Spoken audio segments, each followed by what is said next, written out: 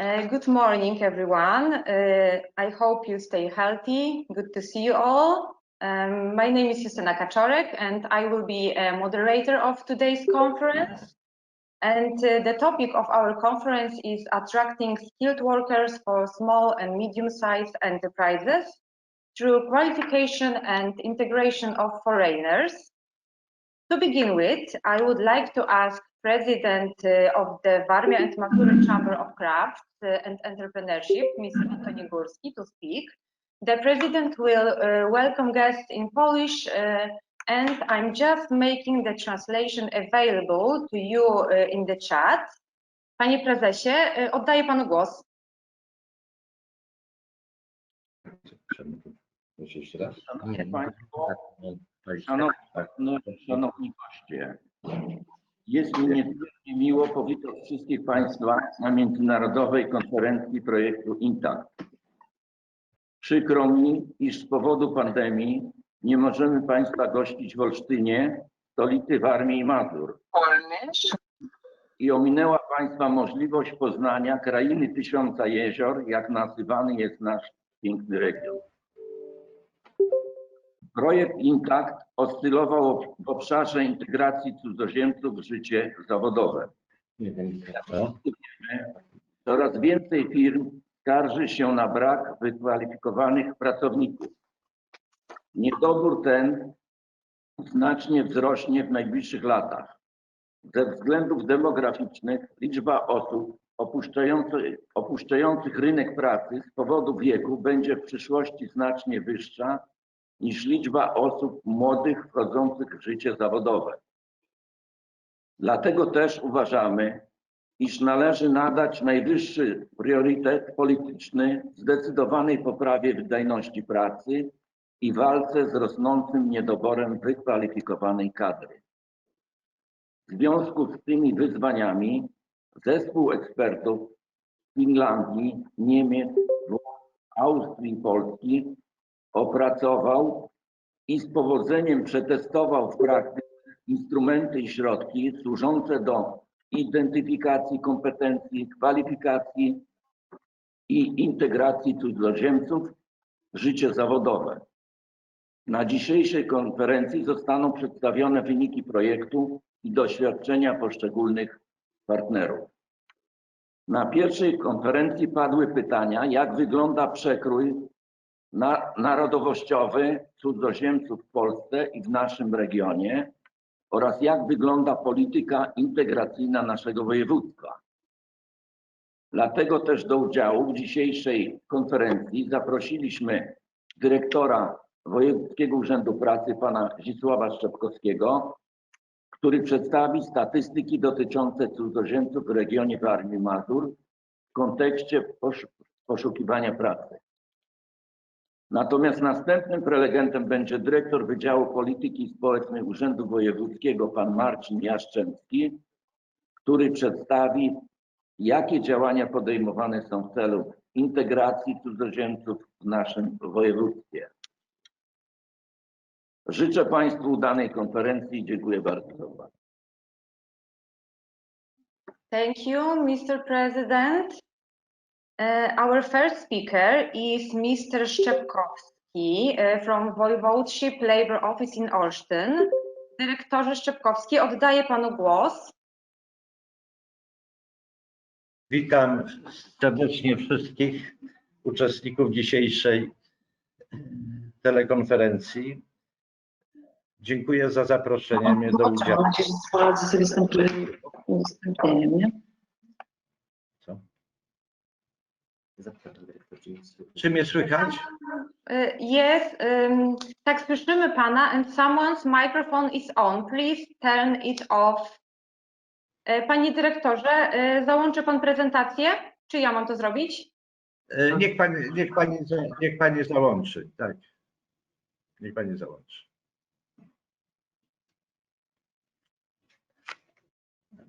Chyba ten przed. Tak? Można? Nie, to ona będzie włączyć. Co? Ona chyba będzie włączyć. Można? Nie słychać. Halo, halo? Nie no, Tak, proszę. Ja już udostępniam prezentację. Tak jest. No więc, proszę Państwa, ze względu na ograniczony czas, skupię się tylko na wybranych elementach sytuacji na rynku pracy i sytuacji obcokrajowców. Region Warmii i Mazur od początku wystąpienia zjawiska bezrobocia jest regionem o najwyższym natężeniu tego bezrobocia.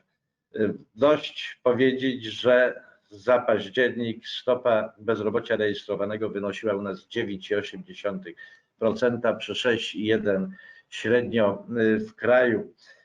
Według badań aktywności ekonomicznej ludności, czyli metodologii zbliżonej do Eurostatu, nie mamy 6%, natomiast nie mamy 9,8%, a mamy 3,8%. Ogółem w rejestrach bezrobotnych na koniec października figurowało prawie 49 750 osób i było to o 427 osób mniej niż we wrześniu. Jednakże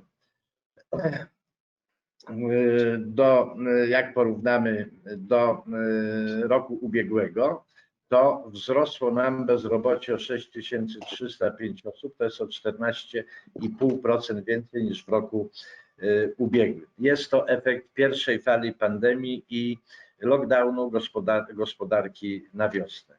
Mamy nadzieję, że obecnie obserwowana druga fala nie spowoduje jakiegoś totalnej likwidacji miejsc pracy i dużego wzrostu bezrobocia.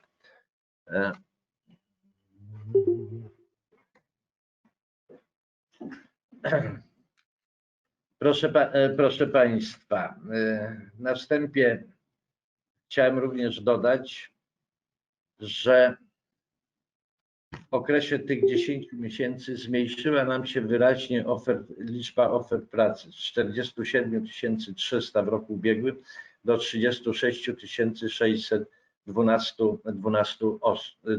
osób. Mamy w regionie zarejestrowanych 135 prawie 900 różnych podmiotów gospodarczych. Pragnę zwrócić uwagę, że ponad 130 000, prawie 130 700 to są firmy zatrudniające do 9 osób, a więc to są firmy w dużej mierze rzemieślnicze. Stąd też cieszymy się, iż nasza Izba Rzemieślnicza wzięła udział w tym projekcie, w tym programie.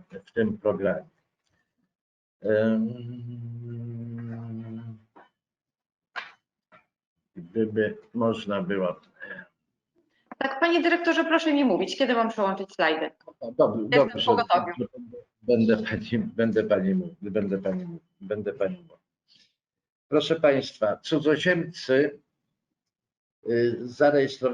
zarejestrowani w powiatowych urzędach pracy mają takie same prawa jak obywatele polscy w korzystaniu z różnych form aktywizacji zawodowej.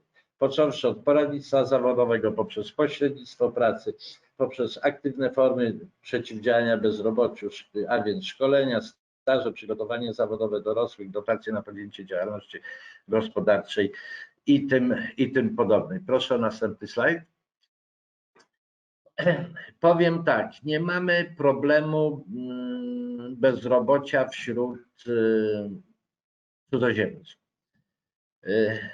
Na koniec października w rejestrach urzędów pracy figurowało 96 cudzoziemców bezrobotnych. W roku ubiegłym o tej porze było 141. Jest to znikomy procent w porównaniu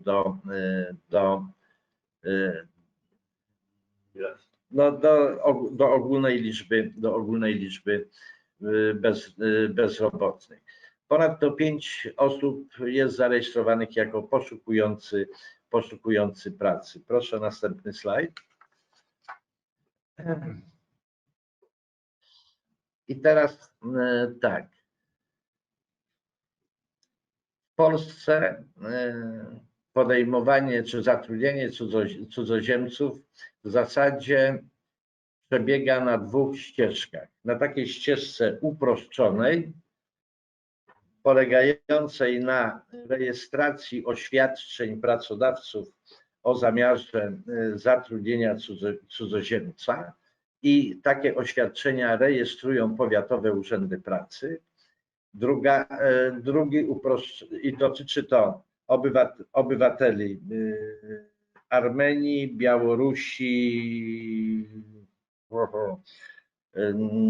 Gruzji, Ukrainy, Rosji, Białorusi, sześciu państw.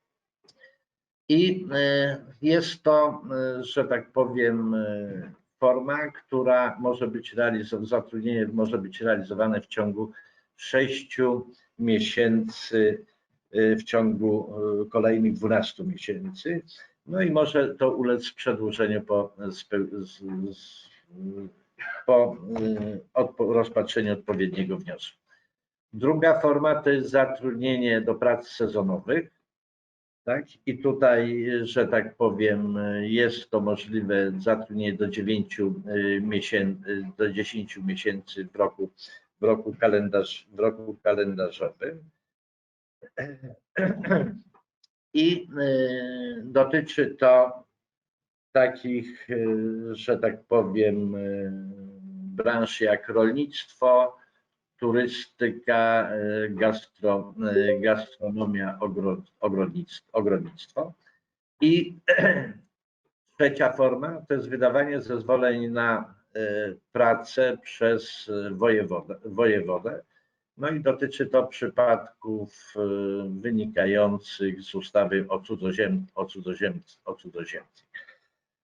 Proszę o następny slajd.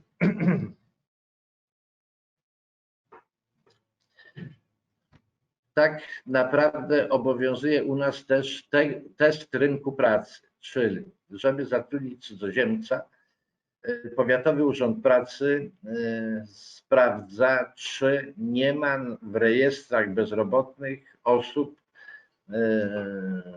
obywatelstwa polskiego odpowiadających kwalifikacjom i zapotrzebowaniu pracodawców. Natomiast z tego testu są zwolnienia. Są zwolnione zawody uznane za deficytowe, zawody określone w rozporządzeniu ministra pracy, a także rozporządzeniu wojewody. Dotyczy to głównie lekarzy, pielęgniarek, programistów, projektantów baz danych, opiekunów osób starszych, murarzy, malarzy, ślusarzy, kierowcy autobusów. Natomiast jeżeli chodzi o prace takie pielęgnacyjno-opiekuńcze, czy jako pomoc domowa, to tutaj mogą wykonywać te prace głównie obywatele tych 6 państw, a więc Armenii, Białorusi, Gruzji, Mołdawii, Rosji lub Ukrainy. Proszę o następny slajd. Jesteśmy w okresie pandemii i na mocy naszej ustawy, powiedzmy specustawy covidowskiej, wprowadzono szczególne rozwiązania dla osób przebywających na terytorium Rzeczypospolitej i z urzędu przedłuża im się legalny pobyt do 30 dnia po ogłoszeniu końca pandemii lub zagrożenia epidemicznego i cudzoziemiec w tym czasie ma możliwość realizowania dotychczasowej pracy. Zostają te wszystkie zezwolenia automatycznie przedłużone. Proszę o następny slajd. Proszę Państwa, ile wydajemy tych oświadczeń, rejestrujemy, wydajemy zezwoleń. Jak widać na tym slajdzie, w roku bieżącym zarejestrowano w urzędach pracy 36 prawie 500 oświadczeń o zamiarze powierzenia pracy cudzoziemcowi. Proszę zauważyć, że w roku ubiegłym było ich tylko 25 390. Z wykresu tego widać również, że większość, ponad 90%, dotyczy to obywateli Ukrainy, bo na 36 461 oświadczeń, 32 693 dotyczyło obywateli Ukrainy. Podobnie było w roku ubiegłym.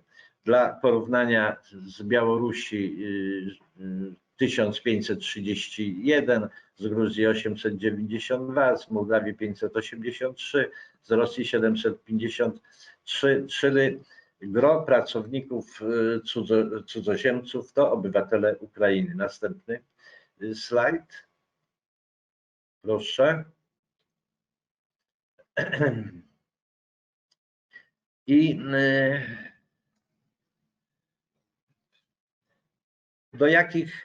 do jakich prac są, że tak powiem, zatrudniani obcokrajowcy? Proszę zauważyć, że 22 000 tych oświadczeń dotyczyło zatrudnienia pracowników przy pracach prostych. Następna pozycja w tym zestawieniu to są robotnicy przemysłowi i rzemieślnicy, ponad 9 000.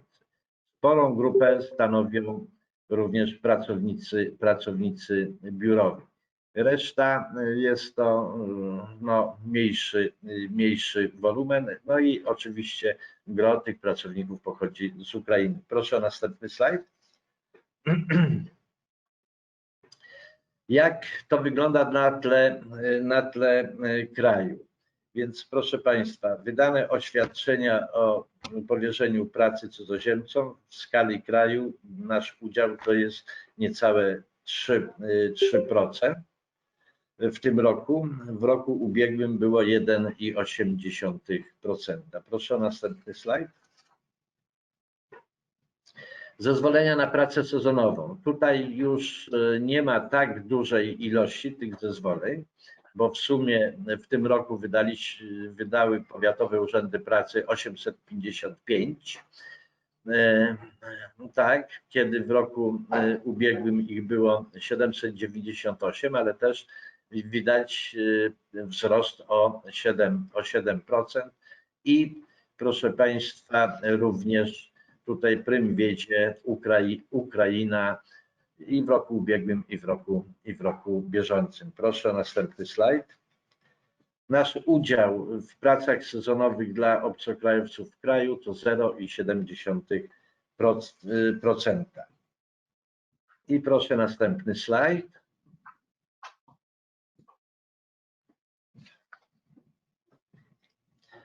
Zezwolenia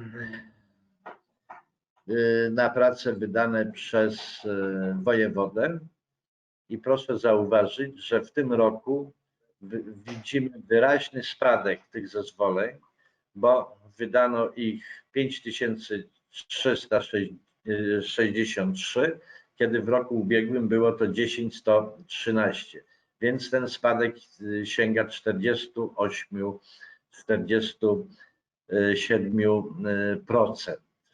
No oczywiście jest to spowodowane głównie ograniczeniami w poruszaniu się, w przekraczaniu granicy, okresami kwarantanny i tak dalej. Proszę następny slajd. Do jakich jakie grupy zawodów są prezentowane, jeżeli chodzi o zezwolenia wydane przez wojewodę? A więc proszę Państwa, znowu gro pracowników pochodzi z Ukrainy, tak? I gro pracowników to jest pracownicy wykonujący prace proste, tak? Następnie pracownicy przemysłowi i rzemieślnicy, pracownicy biurowi, potem idą pracownicy usług, sprzedawcy. Natomiast jeżeli chodzi o specjalistów, jakichś wyższych, że tak powiem, kierowników, to sprawy są, nie jest to statystycznie bardzo istotne. Proszę o następny slajd.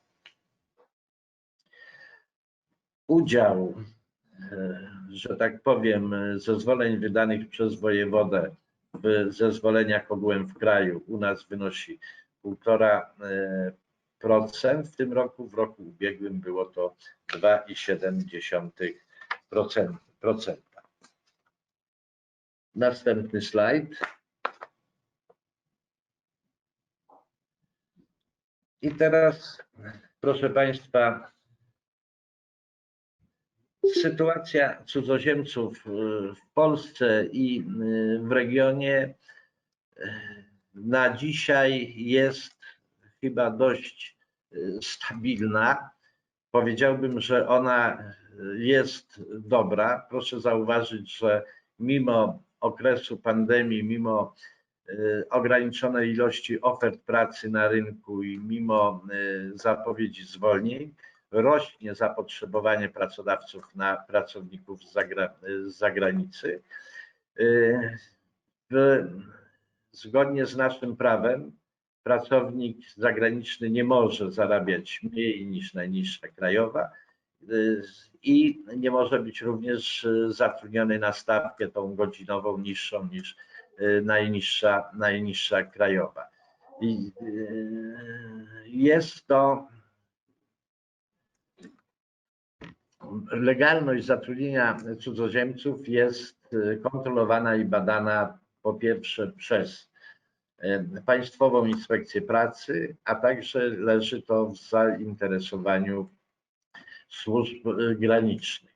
Powiem również, że w dużej mierze zatrudnieniem cudzoziemców zajmują się nasze agencje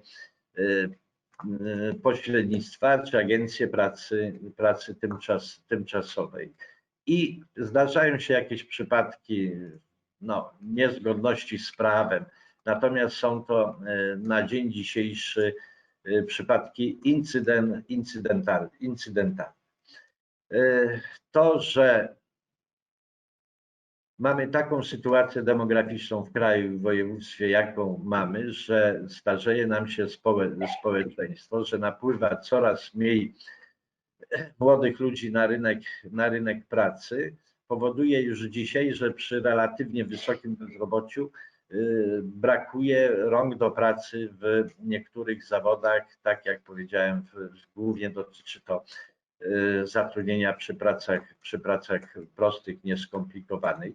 Stąd też dzisiaj firmy też nie mają większego kłopotu z przygotowaniem, przystosowaniem pracownika zagranicznego do wykonywania pracy, a to dlatego, że z góry zapotrzebowują pracownika o odpowiednich kwalifikacjach. Odbywa się to potem głównie, jeżeli chodzi o przeszkolenie nasze z bezpieczeństwa, higieny pracy i przyuczenie na stanowisku pracy. Jest to mało, że tak powiem, kapitałochłonne i dość proste. Natomiast nie mamy też, powiem, problemu uchodźców w naszym województwie. To, co było 3 lata temu, że mieliśmy małą falę uchodźców z Donbasu czy z innych krajów, to są naprawdę incydentalne sprawy i są dość szybko i skutecznie załatwiane. Natomiast my powinniśmy patrzeć w przyszłość, tak?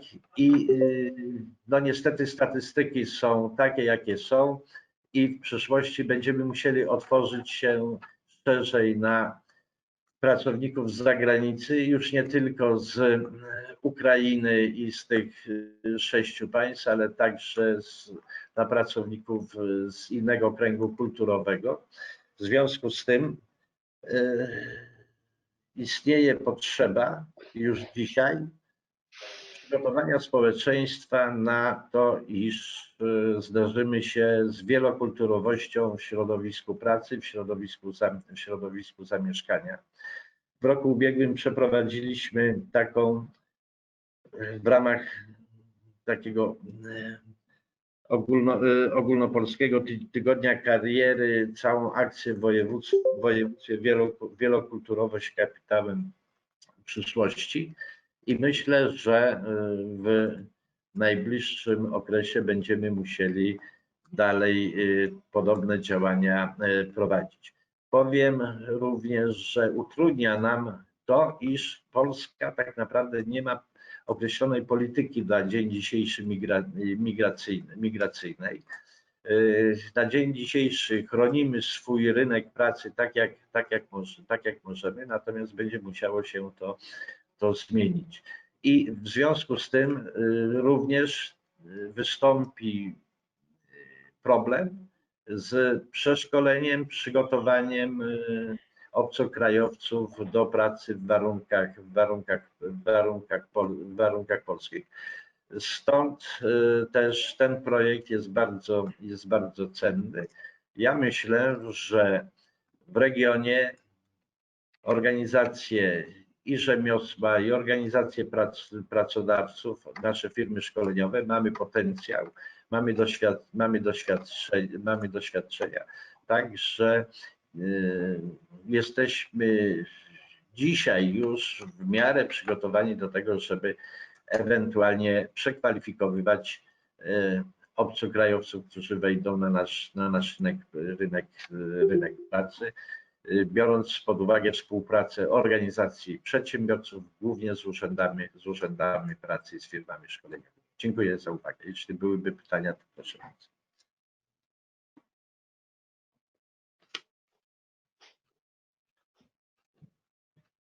Thank you, Director. Are there any questions? I don't hear it and I don't see it on the chat. So the next presentation will be discussed by Mr. Jastrzębski from Social Policy Department, Warmia and Mazury Voivodeship Office in Olsztyn. Nie wiem, czy pan Marcin już jest z nami.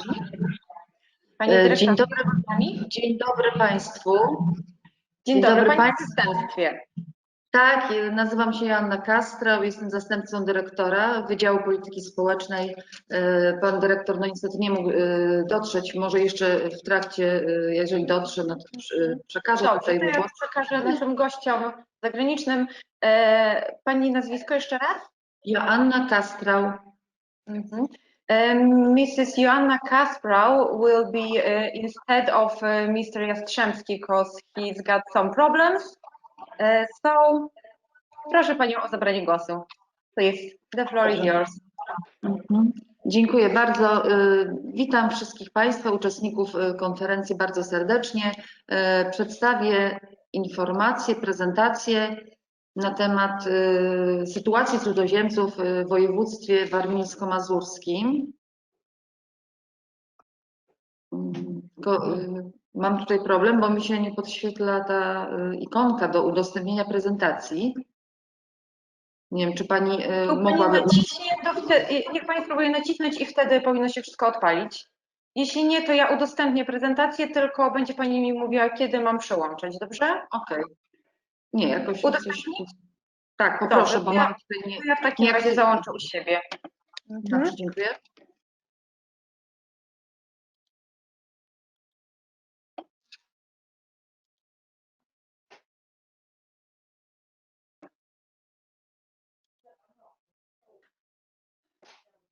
Dziękuję bardzo.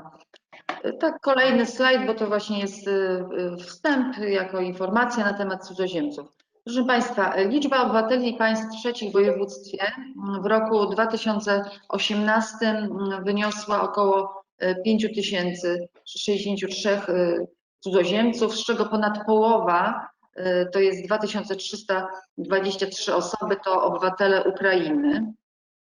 Poproszę dalej. Polityka migracyjna Polski szczególny nacisk kładzie na działania związane z integracją osób legalnie mieszkających w Polsce.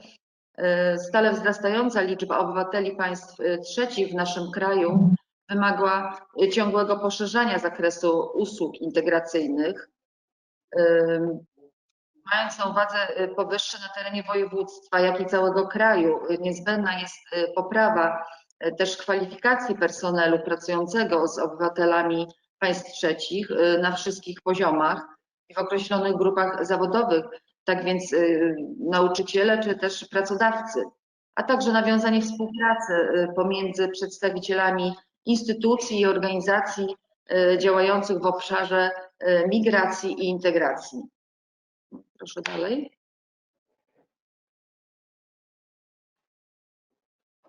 Tak, poproszę dalej.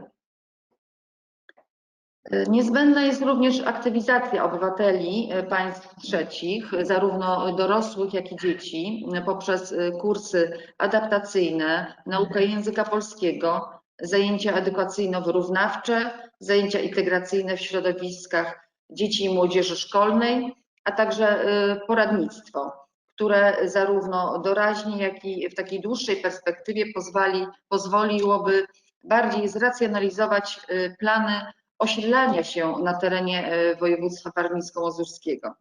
I to powinno skutkować też ułatwionym dostępem do rynku pracy, uzyskaniem samodzielności cudzoziemców i lepszą integracją z lokalnymi społecznościami. I biorąc jakby to wszystko pod uwagę, wojewoda warmińsko-mazurski w partnerstwie z Caritas Polska przystąpił w 2018 roku do realizacji projektu pod nazwą System Wsparcia Cudzoziemców przebywających na terenie województwa warmińsko-mazurskiego w obszarze adaptacji i integracji społecznej. Projekt ten był współfinansowany z Funduszu Azylu, Migracji i Integracji.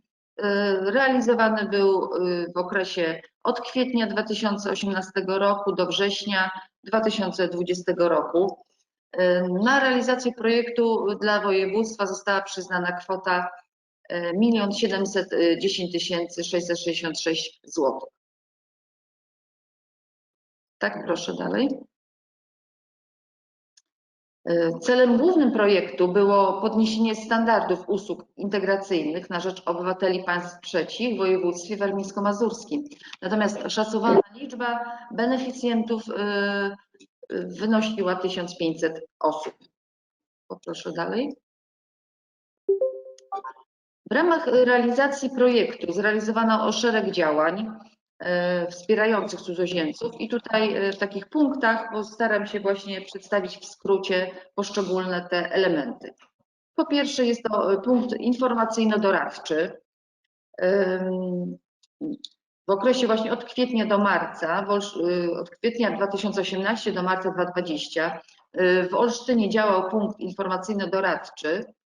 Prowadzono dyżury również w takim mobilnym punkcie w Elblągu.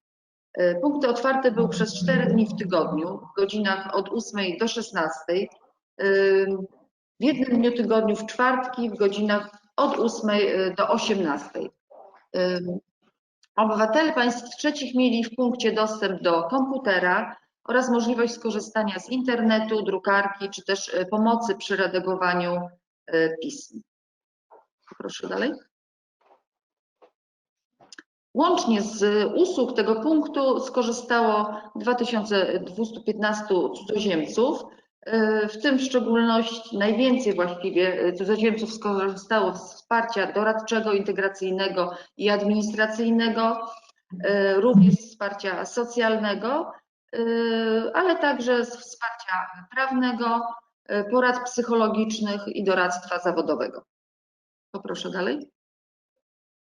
Kolejnym elementem projektu było wsparcie socjalno-bytowe migrantów, obywateli państw trzecich i właśnie w okresie realizacji projektu obywatele państw trzecich skorzystali z takiej pomocy jak dofinansowanie do mieszkań, to 139 osób skorzystało z tej formy, refundacja kosztów leków i drobnych zabiegów medycznych 2011 osób, zakup odzieży 222 osoby oraz zakup paczek z artykułami higienicznymi.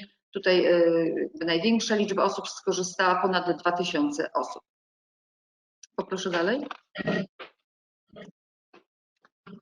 Trzeci element projektu to jest realizacja kursów języka polskiego z elementami historii i kultury.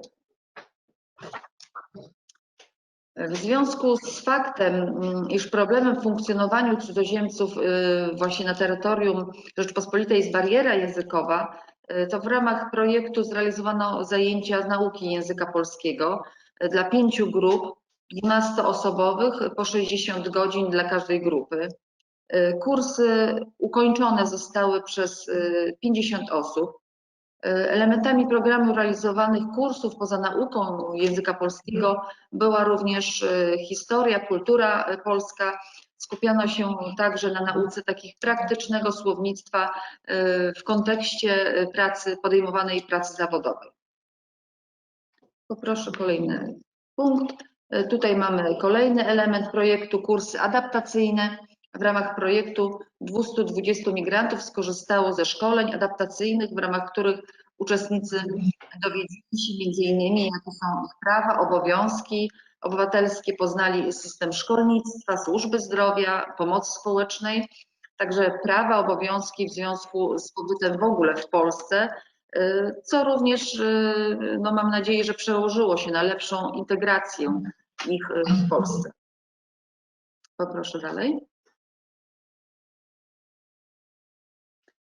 Również przeprowadzone były badania ankietowe wśród cudzoziemców przebywających na terenie województwa, które miały na celu poznanie ich opinii na temat wsparcia migrantów ze strony instytucji państwowych, a także na temat jakości obsługi w urzędach oraz dostępu do informacji związanych z pracą w Polsce. Również badano właśnie poczucie bezpieczeństwa i chciano w ten sposób poznać przeszkody właśnie w integracji, które napotykali migranci w Polsce. Na podstawie przeprowadzonych badań opracowano rekomendacje i wskazania do strategii działań integracyjnych na rzecz obywateli państw trzecich na terenie województwa warmińsko-mazurskiego, które wyznaczyła główne obszary i kierunki działań zmierzających do prowadzenia skutecznej i efektywnej polityki integracyjnej w województwie. Proszę dalej.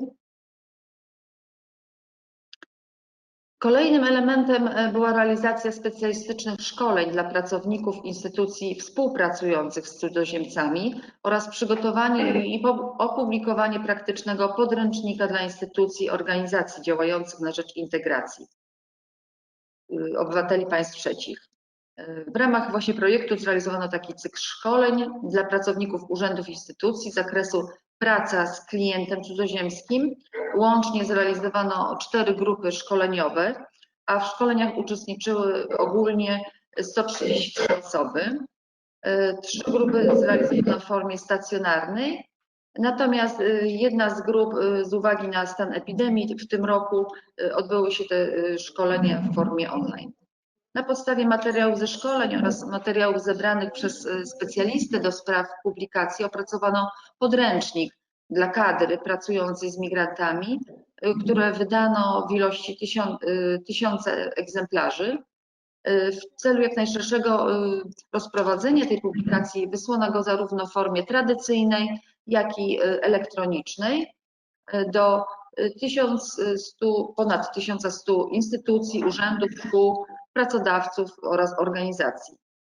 W ramach projektu organizowano...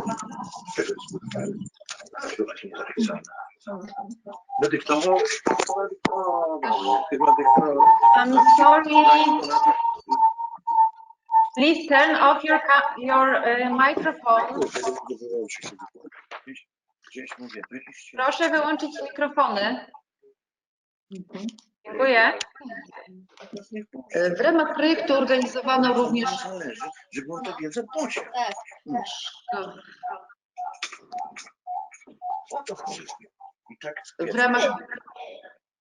W ramach szkoleń projektu organizowano również szkolenia z zakresu pracy z dzieckiem cudzoziemskim.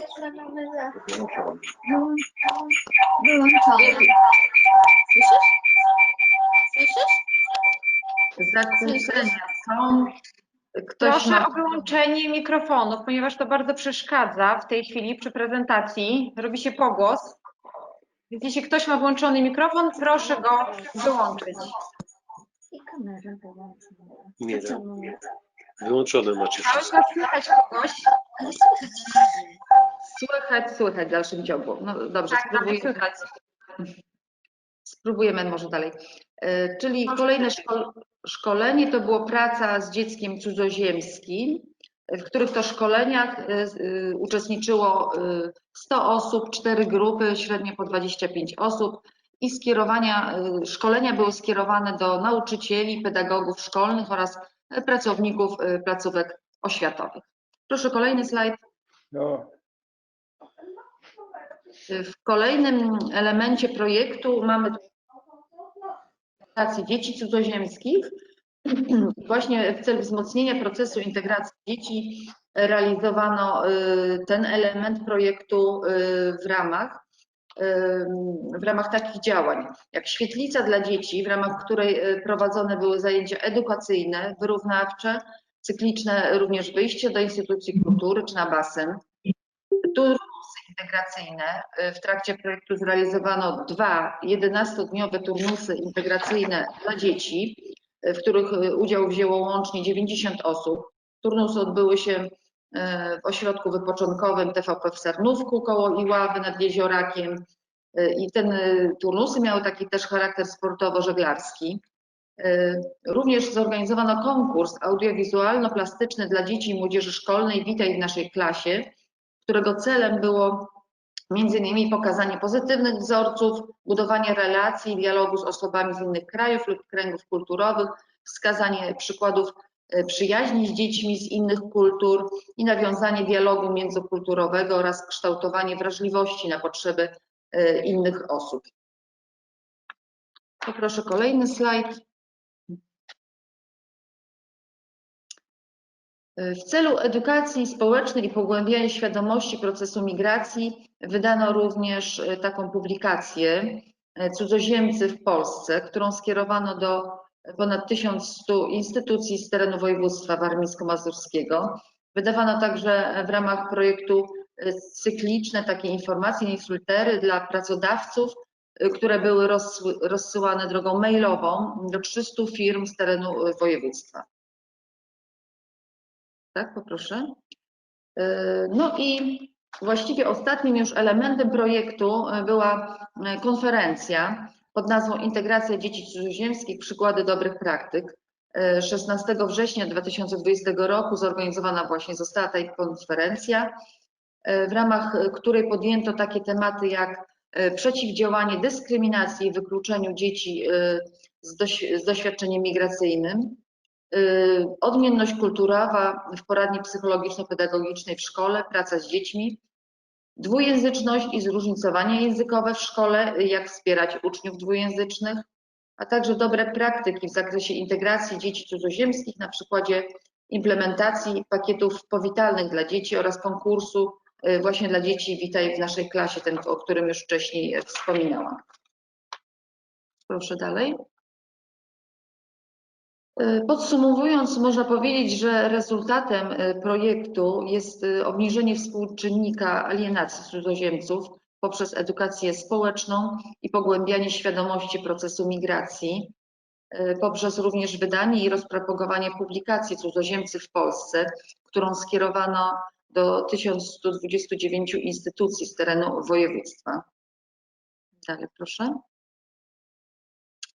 Podobne znaczenie dla osiągnięcia założonego rezultatu miała również realizacja konkursu dla dzieci i młodzieży Witaj w naszej klasie, a także wydawane w ramach projektu cykliczne newslettery dla pracodawców, które były rozsyłane drogą mailową, a które oprócz informacji formalno-prawnych zawierały również informacje z zakresu różnic kulturowych, a także wskazówki dotyczące pracy z osobami z innych krajów.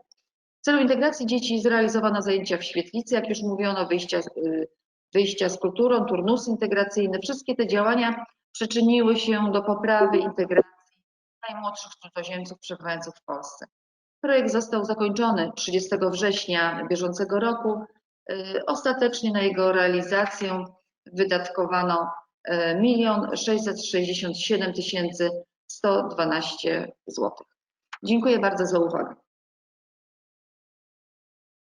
Thank you very much, Mrs. Castro. I think that now we are all more familiar with the situation in our region, in Warmia and Mazury. At this moment, I ask Mr. Hugo Foster from Hanse-Parlament, our lead partner, to speak. Mr. Hugo Foster, the floor is yours. Witam i dziękuję za prezentację. Thank you very much for the presentations, and I'm also very sorry that we cannot be in Olsztyn today. I would love to be back at the region of Thousand Lakes, but unfortunately it's not possible. Justina, can you please make me a moderator so I can share my slides?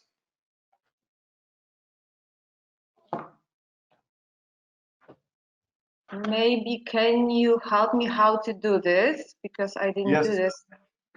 Click on my image and on the 3 little dots, and I think there you can make me a moderator. Okay. Make presenter. It will be okay. Yes, yeah. Okay, perfect. You're welcome. So now you should be able to see my slides. Okay, so once again, thank you very much for the interesting presentation. It was also very interesting for me to learn where the migrants come from in the region. I was aware that many come from Ukraine, but I thought it's even more than half of the migrants. It was interesting to see that you have many different nationalities that you have to integrate. So I would like now to give you a short introduction to the INTACT project and inform you about the policy recommendations that are one main output of the project. First, I would like to start very shortly with my background. I represent the Hanse-Parlament. It's a non-profit network of more than 50 chambers of commerce, industry and crafts, and 21 universities that together represent more than 570,000 SMEs in the region. And our goal is always to help and support the small companies. And we usually look at the challenges these small companies face and what are the most important resources the companies need. In the Stone Age, probably the most important resource was fire. And these days, not these days, but a couple of centuries ago, actually, the important resource was metal and gold and stones. Today, then it was oil, but today it is really the knowledge and people minds. The best way to keep knowledge stored is, of course, into people. And there's a lack of qualified people, a lack of knowledge, and we try to look at the best ways to use the full potential of the labor markets. This means also looking at refugees, because we believe that every person, no matter from the personal background, the religious, ethnic background, the gender, whatever, has a special strength and skills and talents that need to be unleashed and promoted. And if we succeed in doing that, we will have a big surplus for our labor markets also. So the challenge usually is to not only look at the formal qualifications, but also at the personal skills and competences of a person, and then align them with the possibilities and, of course, the personal wishes of that person. So what do they want to do? And once we found out these skills and competences and visions, we have to promote these. That's what we are doing in this INTACT project. The INTACT project tries to balance this existing gap between the shortage of qualified workers at the labor market and the large numbers of refugees that come into European countries. Because we have, due to the demographic challenges, but also for other reasons, there's a lack of qualified people in Europe, especially in the Eastern countries where many people went to Western countries. So many people from, let's say, Lithuania went to the UK, some people from Germany went to Norway, people from Poland went to Denmark. So in many countries, there's a lack of qualified workforce. On the other hand, we have this many especially young people coming into our countries, and we'll try to look at how we can integrate them into our labor markets. So our goal in this project is an identification of the competences, abilities, and how this is done will be presented by Dr. Uwe Schaumann a little bit later on today.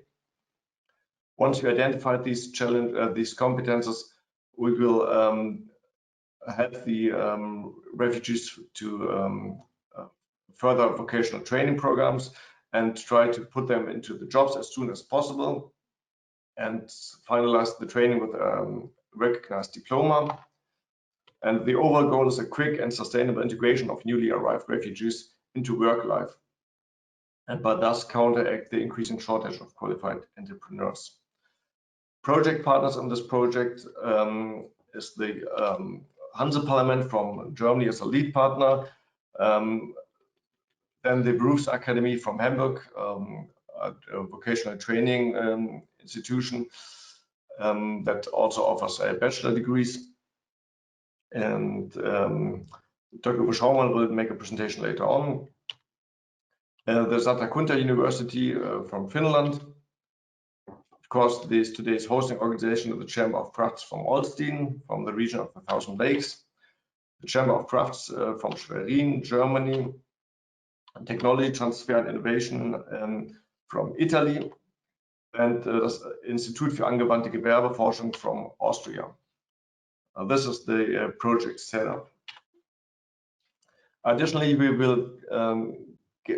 received input from a large network of our organization from the Hanse-Parlament, and at the same time we will transfer all the results to this network. So we have a large network of around 70 institutions that are associated partners. Target groups of this project are the newly arrived migrants, the small and medium-sized companies that need this workforce, public administrations and other organizations involved in the assessment and recognition of competences, and of course also local policymakers. That's why I'm very happy that today we also could welcome the directors of the BUREAUCRATIC, and because it's very important that we have this network of not only business organizations and training organizations, but also the relevant policymakers from the labor institutions.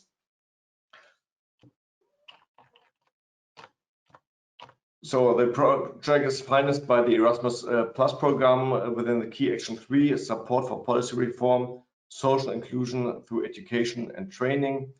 And the project started in January 2018 and will run until January 2021. So we're now in the last 6 weeks of this project.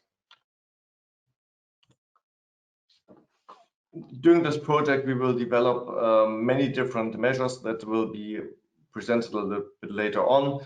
So mainly tools to identify the competences, trainings, curriculums, and of course also train the trainer programs. I would like to concentrate the last minutes on the yellow and the green part, the political recommendations and strategic program. So this is what we identified in the project was necessary to support our overall goal. Since it's increasingly unlikely that the big shortage of skilled workers in every country will be compensated by immigration from neighboring countries, we need even more people actually to come to our countries. I know that many policymakers say we have to stop the migration, but in fact we need more people coming to Europe so that we can stay at the same level. There are just not enough young people to pay for the pensions of the people getting older today. And so our goal should be to attract even more people and more workforce to Europe than we're doing already, even if it's just for purely economic reasons. But the problems are usually the high bureaucratic challenges, bureaucratic procedures for migrants. So most of the diplomas and vocation training certificates from other countries are not recognized in Europe, and it's quite frustrating if somebody worked for 10 years in Syria or in Afghanistan and his whole formal education is not recognized. So what we're trying to do is to look at the actual skills, competences, and experience, and what that person did in the last years, and then retrain them so that they can start as soon as possible in our labor markets. If you go to the formal way of recognition and retraining and trying to recognize the existing diplomas, this can sometimes take several years. Sometimes they have to study all over again or do a vocational training from zero just to get this certificate. This can take such a long time that in the end the migrants often are frustrated, which is totally understandable if they are not allowed, if they want to work, but they're not allowed to work for 2 or 3 years in the country, even though we need the workforce. That's not an acceptable situation. And on the other hand, it's also something that's not helpful when you look at the people frowning upon migrants that say they don't work, they just sit around and live from our social welfare and our tax system. This is not good for the acceptance of migrants into the local population. So we really try to change this. So instead of this recognition procedures, the existing competences, knowledge, and in particular the work experience are looked upon. And in a 2-stage assessment developed during this intake project that takes about half a day and has been proven successful with more than 100 migrants that tested this, we will try to find a suitable solution for every individual person. And we highly recommend to use this procedure in all countries. So do not focus on the formal certificates and formal diplomas, but more on the personal skills, competences, and work experience. Of course, language training is essentially, and every policymaker should make it affordable for migrants to get a good, sound knowledge of the local language, at least at the B2 level. And the best way to learn a language is not on the desk, but also to learn this language while doing jobs at the company. So we try to put the migrants into internships in companies as soon as possible, so they can combine their language skills, what they learn at school, during their daily life at the company. The professional further training should meet the migrants' needs as identified in the assessment and the tailored qualification plan. And then it's very important that we find companies that are willing to take the refugees on board. So as soon as possible, we try to conduct short internships in companies that are willing to employ a refugee, so they can get to know the candidate and determine proper qualification needs. And once this is successful, we try to put them permanently into that company, of course.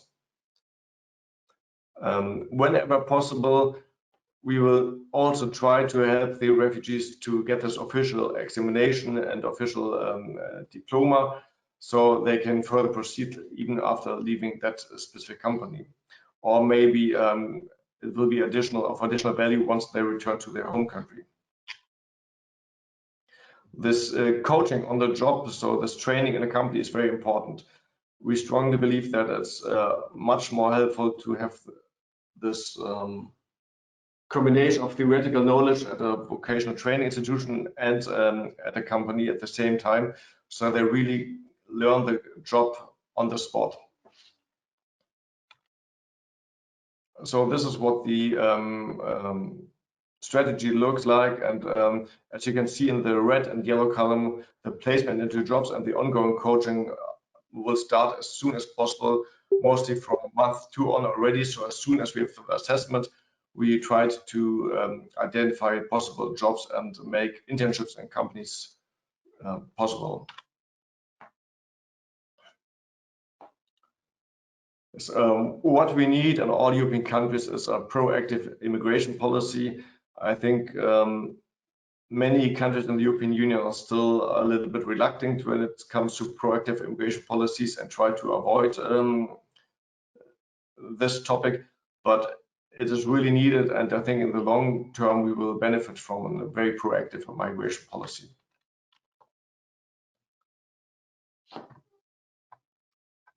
Yes. Of course, I think what we really need is to also discuss with policymakers that they should support integration better, because when you look at the numbers that refugee is actually costing the social system, it's quite high. If that costs stay on for 2 or 3 years, it's much more than if you go the other way and invest into the training of a refugee in the first 6 to 12 months and help them to get a job. So after 12 months, they can already participate in the social system and pay taxes. And this is a surplus for the economic system. And what needs to be discussed is also that not only 2 or 3 countries can cover all the migrants coming to Europe. So countries should discuss our shared cost system, and those countries that are not willing to take on refugees should at least be participating in the costs of the integration. But we strongly recommend that every country takes on refugees, because no country has enough young people. The last country that had a positive birth rate was Sweden, but also this changed in the last 2 years. So every country has decreasing number of young people and needs actually migrants. The Western world spends around $135 billion every year on development aid. But if you look at the countries that receive this aid, not much is coming out of this foreign aid. And we think it's better to invest this money into the local countries and also help the migrants to get a good training and work on reducing the disparities between the rich and poor countries. So the next $5 trillion that need to be should be used more wisely and invested into opening borders and have a smart integration and actually reduce the inequalities. Because over the last 50 years, even though lots of money has been paid to developing countries, this gap between rich and poor increased, didn't decrease, but it increased in fact. So I strongly believe that every failed integration is a tragedy, not only for that society and the economic system, but also for that person. And every successful integration of migrants is, of course, not easy, but every person that is successfully integrated into the system, into a society, is of high social and economic benefit for that society, and of course, a win for that person too. Yes, I hope we have a very good discussion later on. Feel free to use the pattern that has been linked in the chat for any questions that we can discuss later.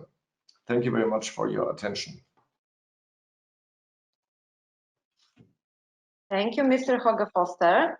The next presentation was prepared by Mr. Schaumann from Hamburg. Mr. Schaumann. Yes, hello. Hello, I give you the floor. Okay, thank you. Listen, welcome. Yes, one moment.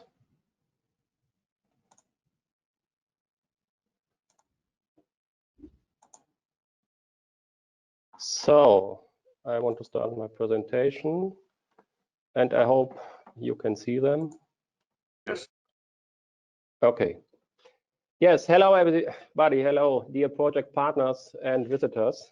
I'm pleased to welcome you from my office here in very cloudy Hamburg today.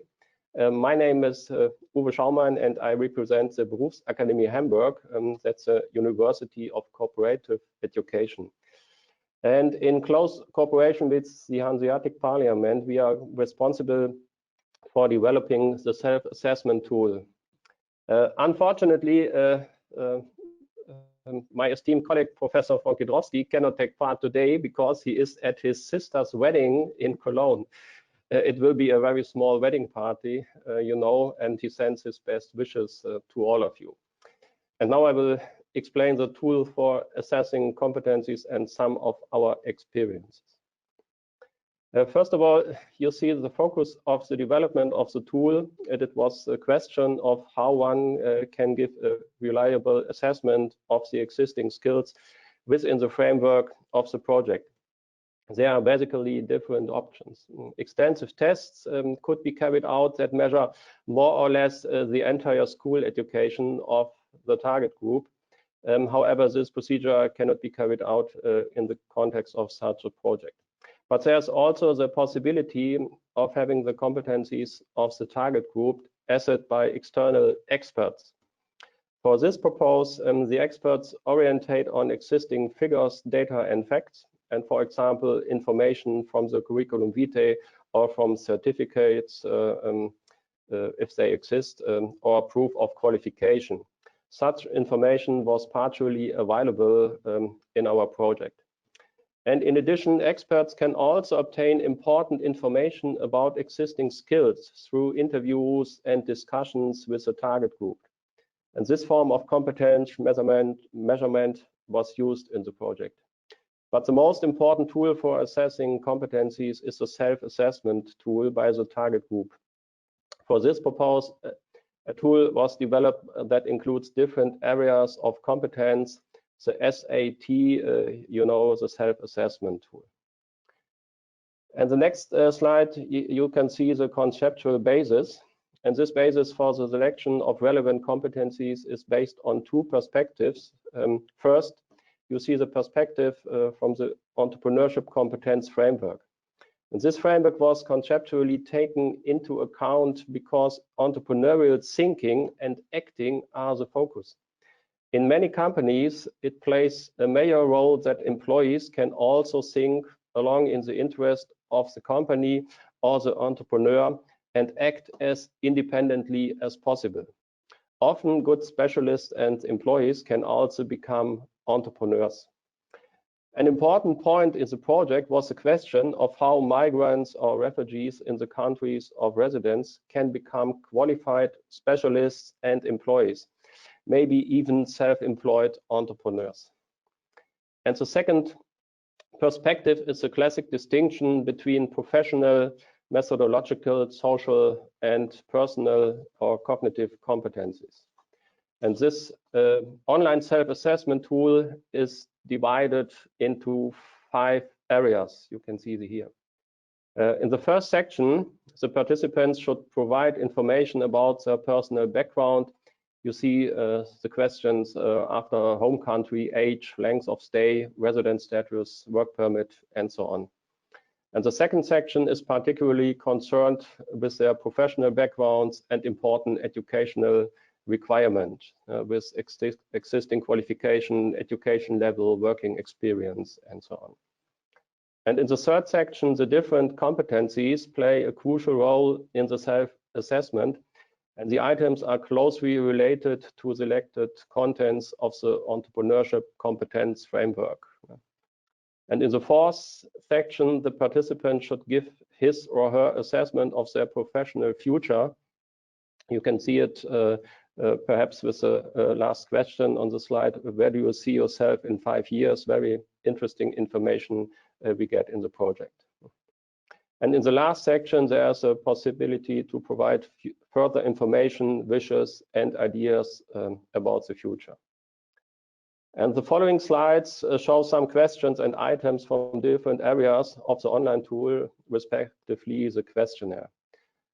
I will talk a little bit shorter because we have not enough time. The personal background, you see the questions. I repeat, where are you from? And please let us know your home country, the age.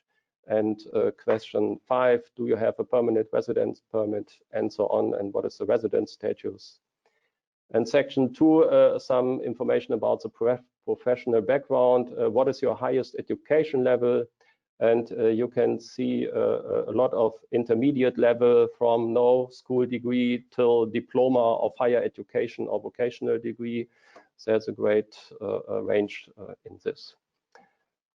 And methodological competencies regarded to the entrepreneurship competence framework.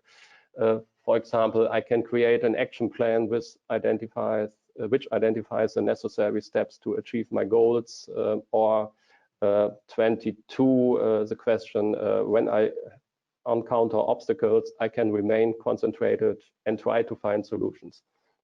This questionnaire, I think it's very flexible to adapt it to different needs of you as a project partner.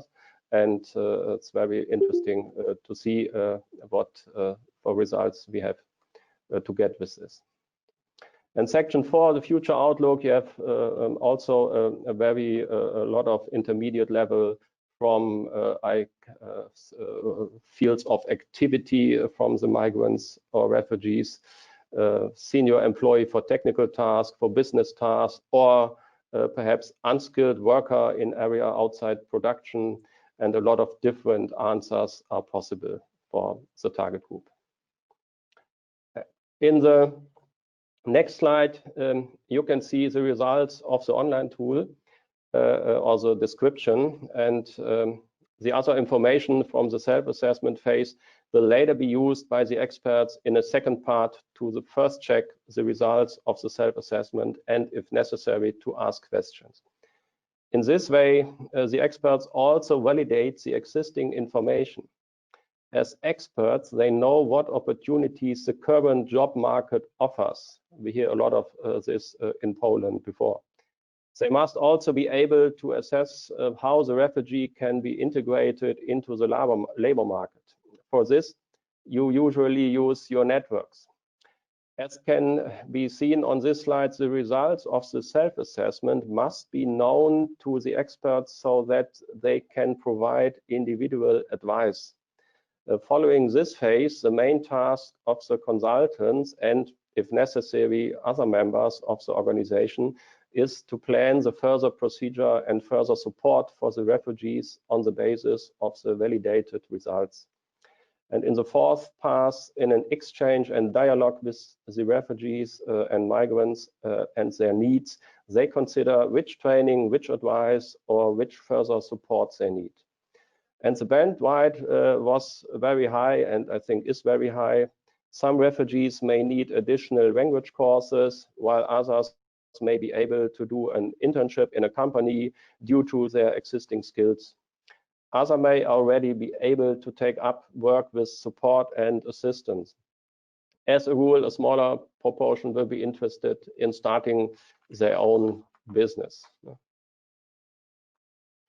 And now some of our experience and recommendations you can see here. Using the online tool is a good first step in determining professional or entrepreneurial skills and qualifications. And it is important to include all relevant groups of people and to explain the entire procedure well. And the use of the multi-stage procedure must be well prepared in the organizations. The technical requirements for the online assessment are just as important as the instructions of all those involved, and especially the experts. And to be able to use the tool, the participants, migrants or refugees, must have sufficient language skills. We have heard this from my presenters before. It is important to build trust and demonstrate transparent processes for the participants. And the participants must be made very clear that the online tool, the self-assessment tool, is not an exam, but a self-assessment. Presence of regular contact persons for participants in the competence assessment procedure is crucial.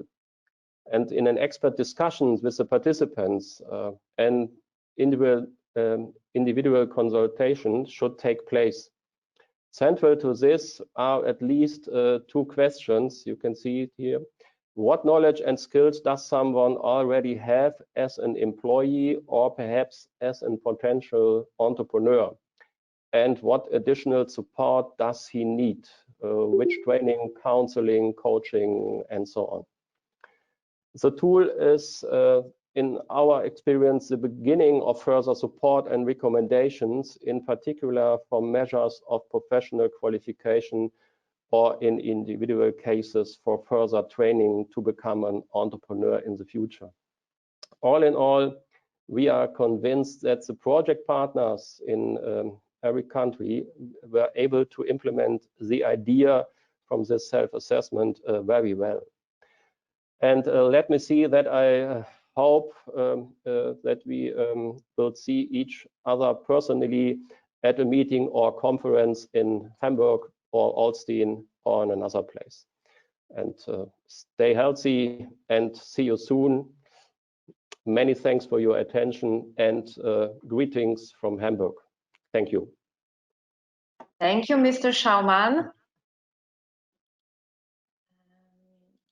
Now, I will change from moderator to speaker for a few minutes. Yes, okay.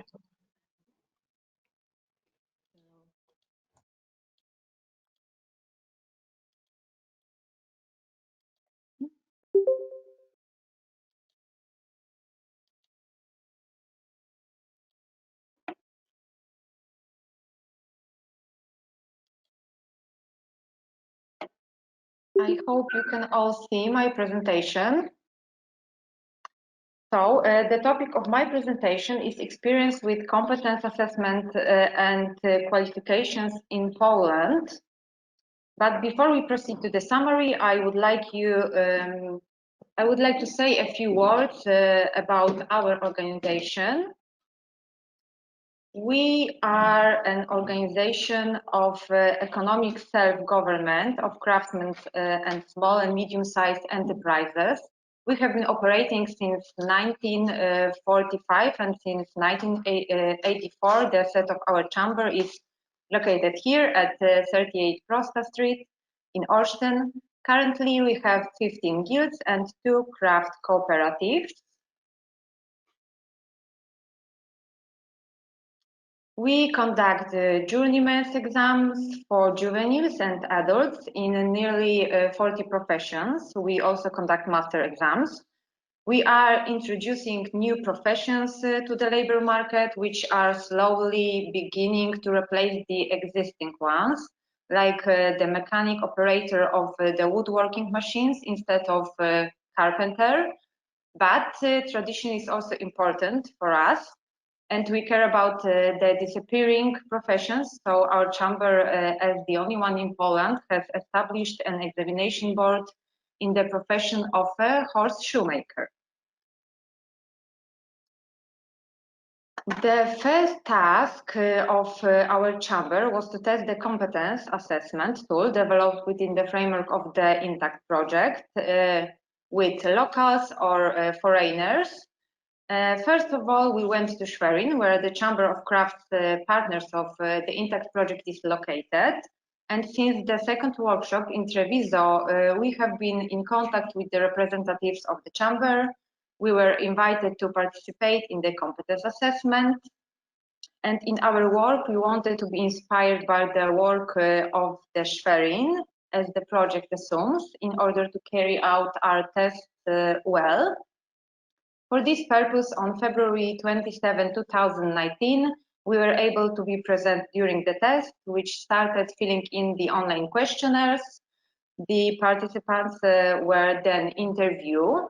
The chamber employees provided us with interview questionnaires. Based off, we prepared our questionnaires for our tests with participants in Poland.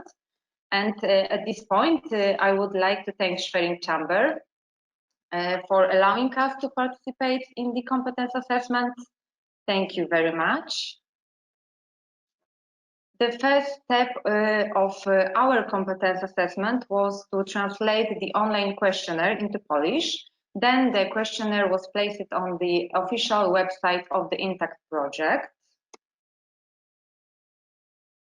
We invited 22 people, 11 women and 11 men of different nationalities to take part in the test.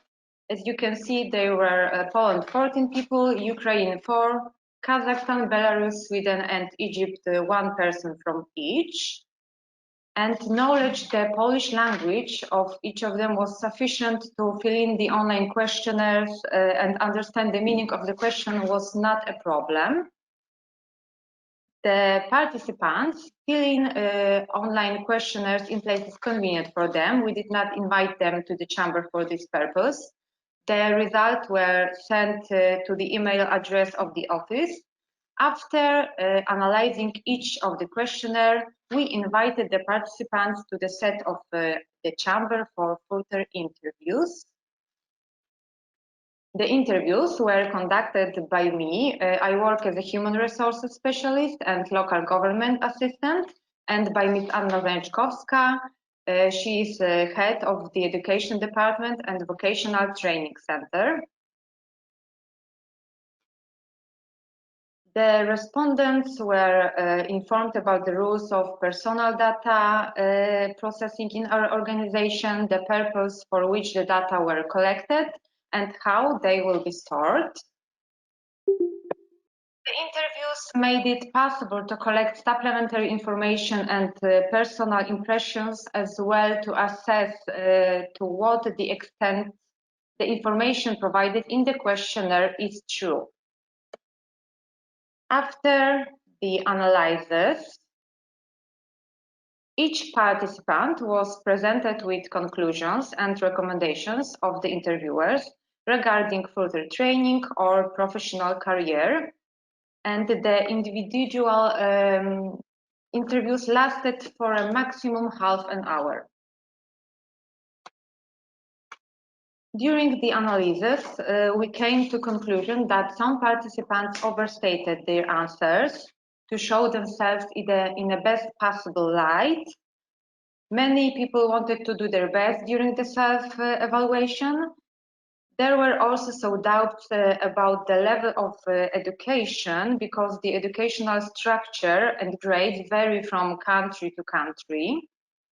The question of a socially recognized respected position was also problematic, because the respondents considered it unfair to treat some professions as more respected than others, and wondered where is the borderline between a respected and less respected position.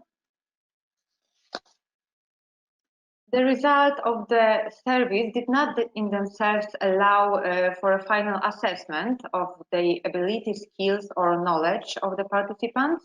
Interviews are an essential part of the competence assessment. Not all the questions in the self-assessment questionnaire were understood by the respondents, and they were not able to give the ambiguous answers in every question.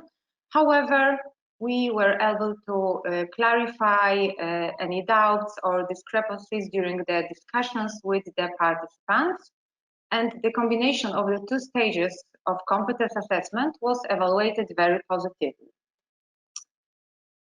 It is important that the interviewers should be well prepared for cultural differences. They must have knowledge of differences in areas such as religion, education, work, gender approach, or even the conversation itself. The differences between the country of residence and the home country can be enormous, and without this knowledge, many mistakes can be made that can alienate the person under analysis, and this will result in lack of trust, problems in further cooperation, and the whole counseling process may end in failure. And we don't want that, of course. We all know that trying to find your own place and to arrange your life in a foreign country is an extremely stressful situation anyway. That is why people working with foreigners must be very well prepared at every level of cooperation. And our task was all the simpler because the analyzed people came either from Poland or stayed long enough in our country or came from the same cultural circle. The experience gained with the competence assessment will be very beneficial for the further functioning and work of our organization in a changing reality. The result of the experience will improve, in particular, the work of the Department of Education in the area of vocational counseling, especially taking into account the increasing percentage of foreigners coming to our country, who represent an opportunity, of course, for the small and medium-sized enterprises sector. Within the INTACT project, our chamber was obliged to test also the training programs created within the project. And the first training carried out was health and safety at work. This training was developed and tested first in Italy, in Treviso, by one of the project partners. During the preparation of our training, we were guided by the experience of this partner. We have reviewed the training program prepared by the partner, which was then adapted to our needs. Our chamber conducted periodic health and safety training, which was aimed at updating and strengthening knowledge and skills in the field of health and safety at work, risk associated with the work and methods of protection against those risks, as well as procedures to be followed in the event of accidents and emergency situations. Such training may take the form of a course, seminar, or a guided self-study. We have decided to carry out the training mainly for young employees in laborers' position, as we have the closest contact with this target group, and the organizations associated in our chamber have been given supervision over their education.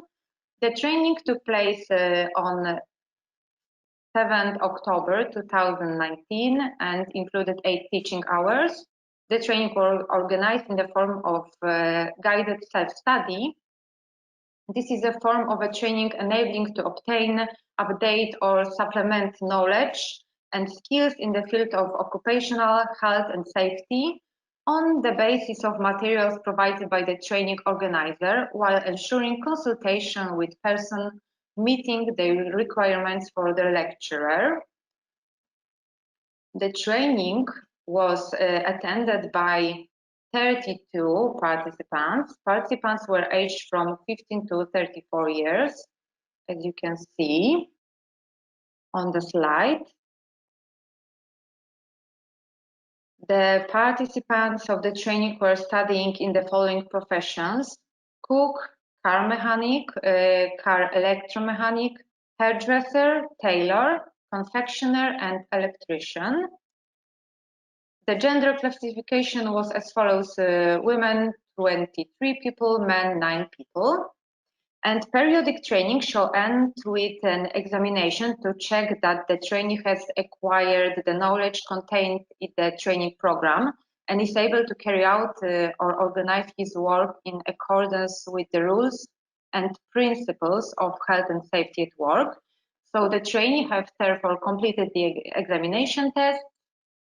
The result of all tests were positive. Each participant has received a certificate. At the end of the training, the participants and lecturer were asked to fill in the evaluation sheet. The participants were satisfied with the training and rated the individual aspects of the course highly. Among the strong points of the training were training material, including presentations and films, usefulness of the presented information in further work and everyday life, first aid, employment rights, working hours, and the right to holiday leave, increasing the possibilities of finding a job, and increasing the effectiveness of work. Weak points are mainly the duration of the training. Participants would like the training last longer. The lecturer evaluated very positively all aspects of the training indicated in the questionnaire. Initial and periodic training in safety and health at work is an essential part of employment and the responsibility of every employee and employer. The same training must be provided to persons with Polish citizenship as well as to foreigners. And for the second group, it is so important that the rules of health and safety at work may be different in the country of origin of the training participant. Lack of appropriate trainings may lead to misunderstandings or dangerous situations in the workplace. We believe that the training addressed to migrants should indicate the existing difference in health and safety at work between their home country and their current place of residence. And in the future, we plan to continue to provide similar trainings for both young workers and other target groups. The second training was conducted ABC running a business. Such a training was developed and tested first in Germany by one of the project partners. During the preparation of our training, we are guided by experience of the project partners. Our chamber has conducted a training on setting up a business in Poland and all procedures related to it. The training was addressed to foreigners who wanted to expand their knowledge of labor law in Poland and think about running their own businesses in future. The training was carried out in the form of a 2-day course. The training took place on 6 and 7 March 2020, just before the pandemic, and included 12 hours. The training was organized in a form of guided self-education, just like the first training. The training covered primarily issues related to labor law, running your own company, personal data protection, issues related to the conclusion of various types of contracts and verification of contractors, and most important, control authorities in the country. The training was attended by 22 people.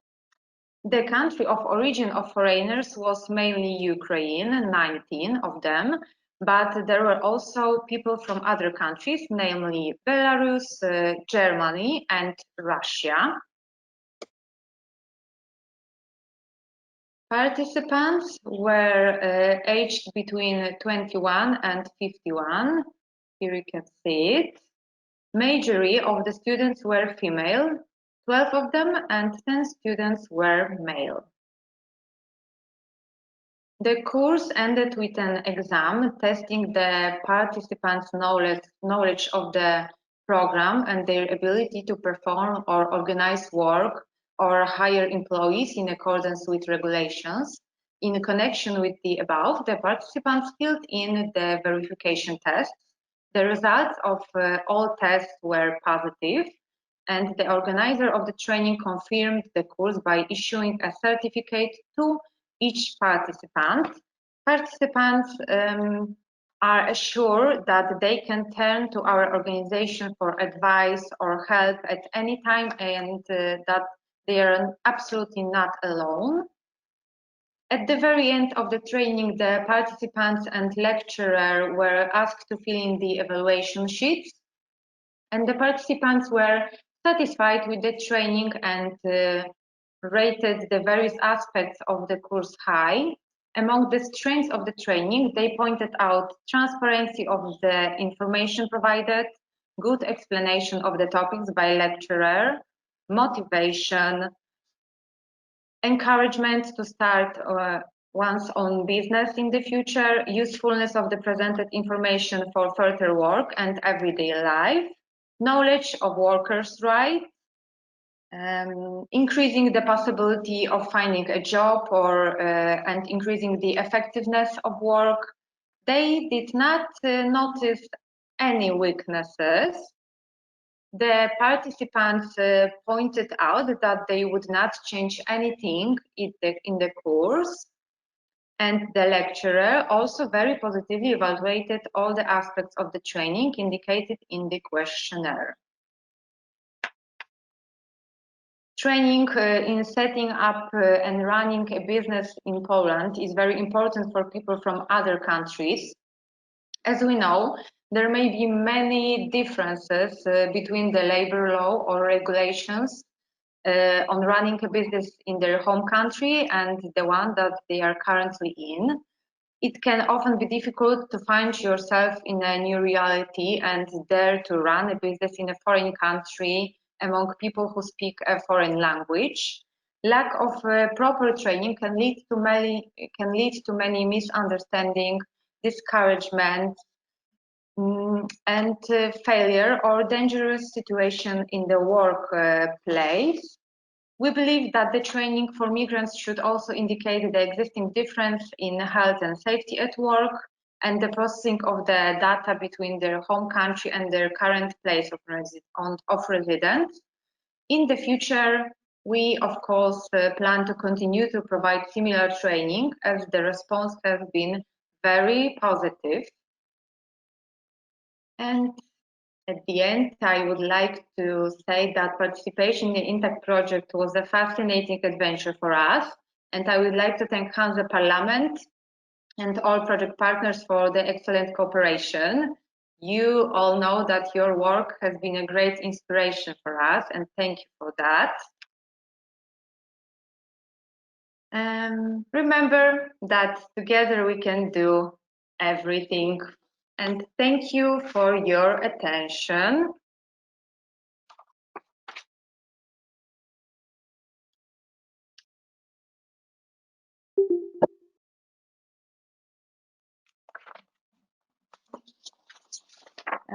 Another presenter is Mrs. Bischler-Ripfer from Vienna. Heidrun, are you with us? Yes, I hear you. Okay. Yes, I'm very happy. Yes. Make you presenter. Okay. Can you add your presentation here? Yes, I have it open, but I can't put it in. Just a moment. Okay. If you can't do this, maybe I can. Can you open it and is this possible? Because I can't open the Bildschirm. It doesn't let me. It showed me that you are a presenter. Just a moment. Okay. Just a moment. Okay. Yes, we got.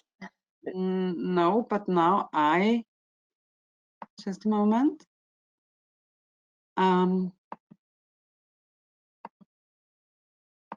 We can see your screen.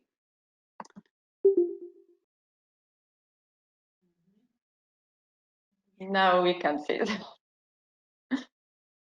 I think that Melanie accidentally left our meeting. Maybe we just wait for a moment. I'm sure she will be back. Yes, yes, I know. So we will wait.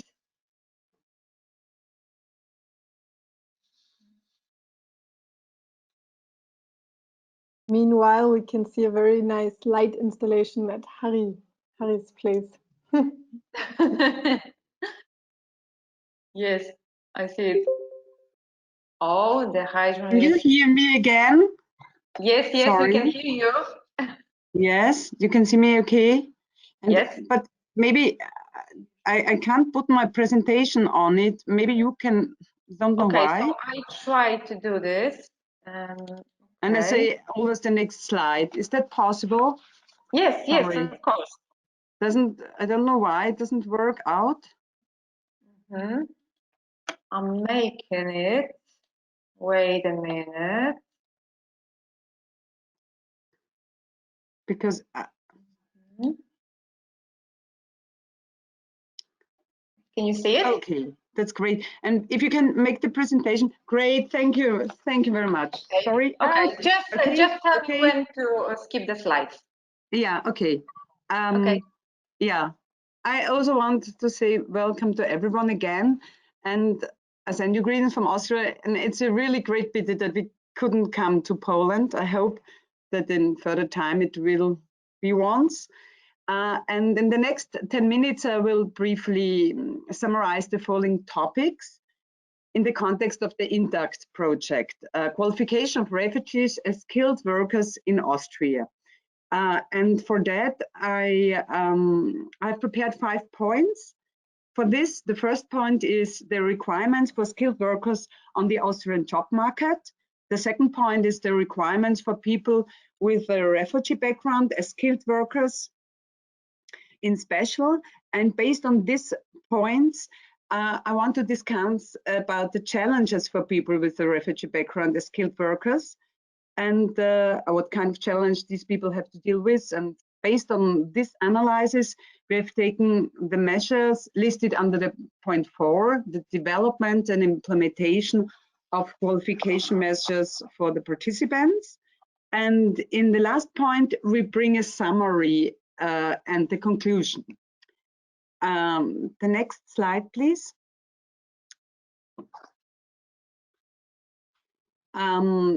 And the first point is of a principal nature and lists points that are essential to get a start on the job market. Yeah? And the first point is the professional aspect, the qualification, the vocational training and the work experience. This means what kind of education you bring with you. This education can be formal, non-formal or informal, and what kind of school you went to, what courses you have attended, what qualification you have informally acquired, and what kind of certificates you bring with you, what professional experience you have got. And the personal aspect is also very important, the interest ability, the personal attitude and constitution, the place of residence, and other personal obligations. This means what interests do you have, what talents have you developed, what is your mental and physical condition, and what personal attitude do you have to a job, and specific the place of the residence, where do you live is a strong topic. It depends where jobs are offered and where do you live. If you live, for example, in Vienna and the jobs are in Upper Austria, then it's simply too far away and a real problem. And if you also have family obligations, you can't bring along enough flexibility. And then that all is not so easy.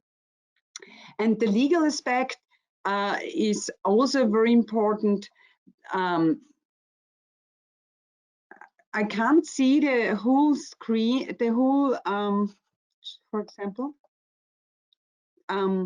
The legal aspect is also the full access to the labor market. That is very important. You need a full access to the Austrian labor market, and also you need a valid certificates about your qualification in order to obtain a qualified job. That's very, very important.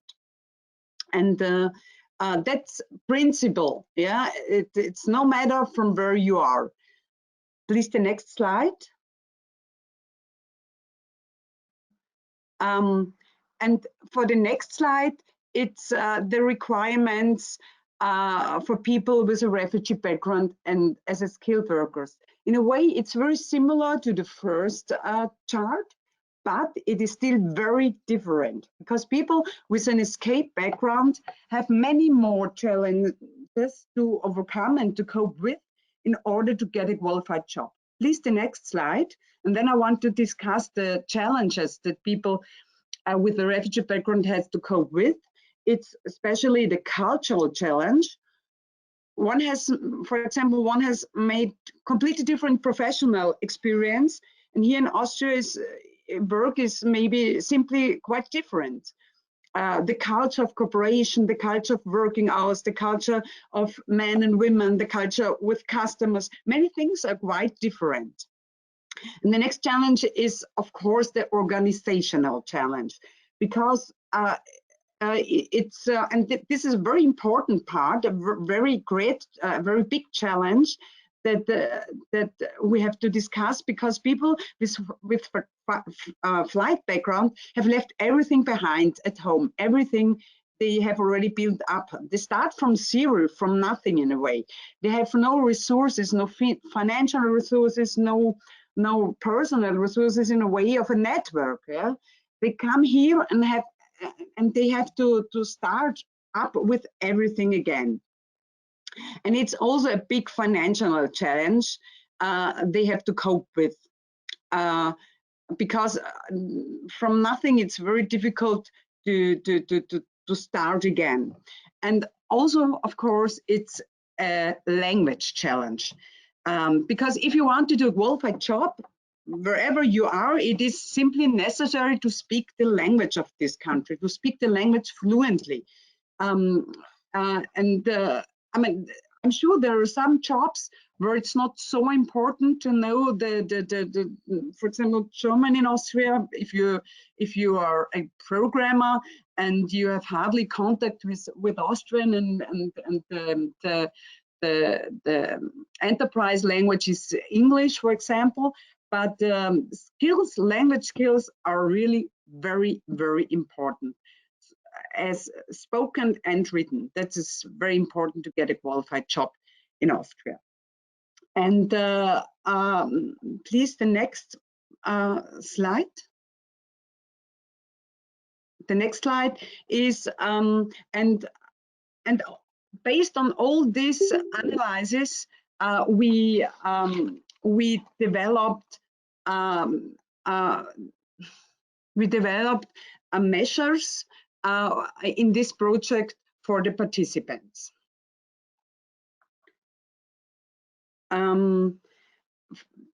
Just a moment.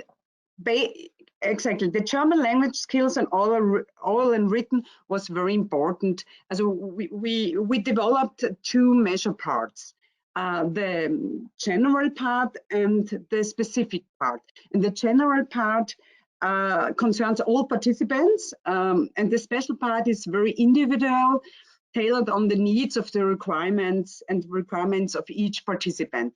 And the general part is the language. And at the beginning of the project, it was a big challenge for us because the participants had really different levels, from A1 to C1. And in order to have the aim was to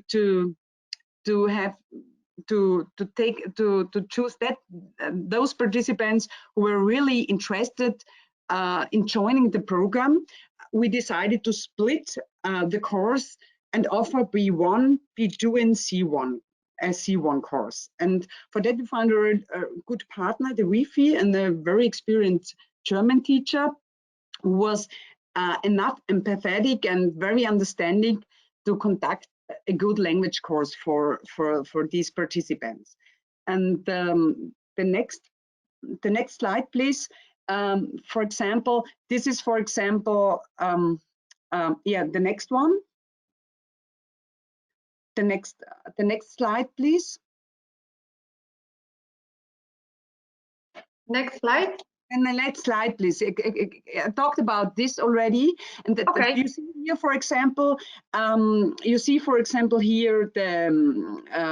the course C1, how we organized that. The next slide, please. The next slide, please. There are the impressions during the language course, and also in the next pages, here's our German teacher, and here are our participants, and that's the course even before Corona time, and exactly. And we could, there were 24 participants in total, and the experience of the language course was it needs more.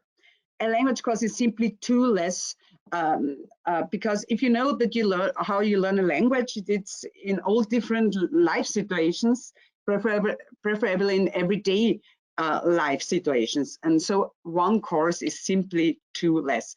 So we organized the second German course, C1. The next slide, please.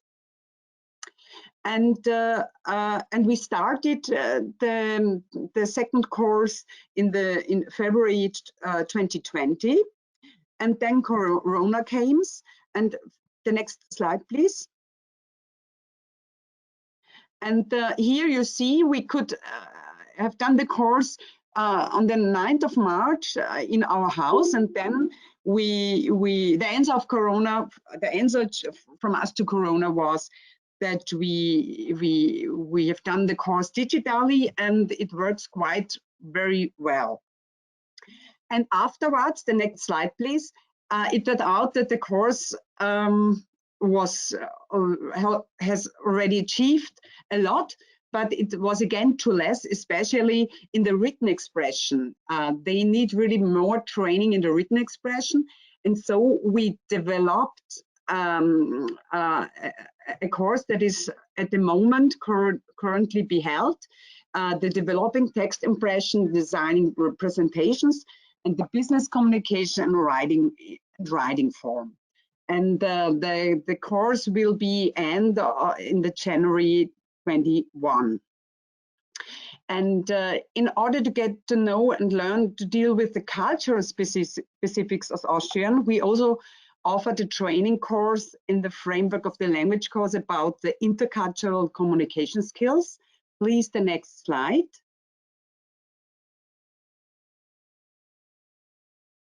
So here's again the course that we just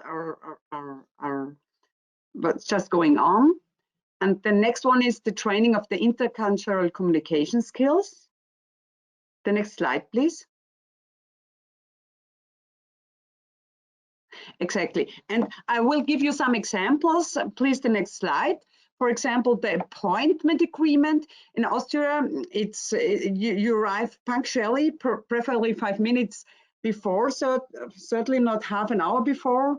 As you put your counterpart maybe in stress, he might just be in the middle of preparations, and you definitely not arrive an hour later, or sometimes in the morning when 9 o'clock is arranged. Yeah? In other cultures, they are not so strict with time meeting appointments. In Austria, being unexcused an hour too late is really a sign of great unfriendliness and disrespect, and you will not get the job.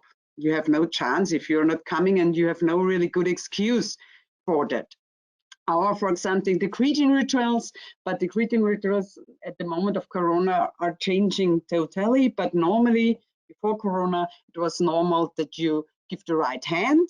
And in France, for example, people hug each other very quickly, even they don't know each other very well. So there are really difference in greetings rituals, and you have to know that you know how to act on all these countries. For example, please the next page. And now I want during the coaching, the participants were prepared for the possible job application, and it became clear that there are cultural differences in the application process of jobs. And in order to prepare the participants well for the job interviews, and in order to prepare them well for the application process, we prepared and conducted a training for them. For this purpose, a very experienced trainer could be found for that, and we conducted a training via Zoom digitally, and this was really very successful. The objectives of the training were, please the next page. It was a half-day workshop of soft skills, a video presentation, and a self-confidence for your application.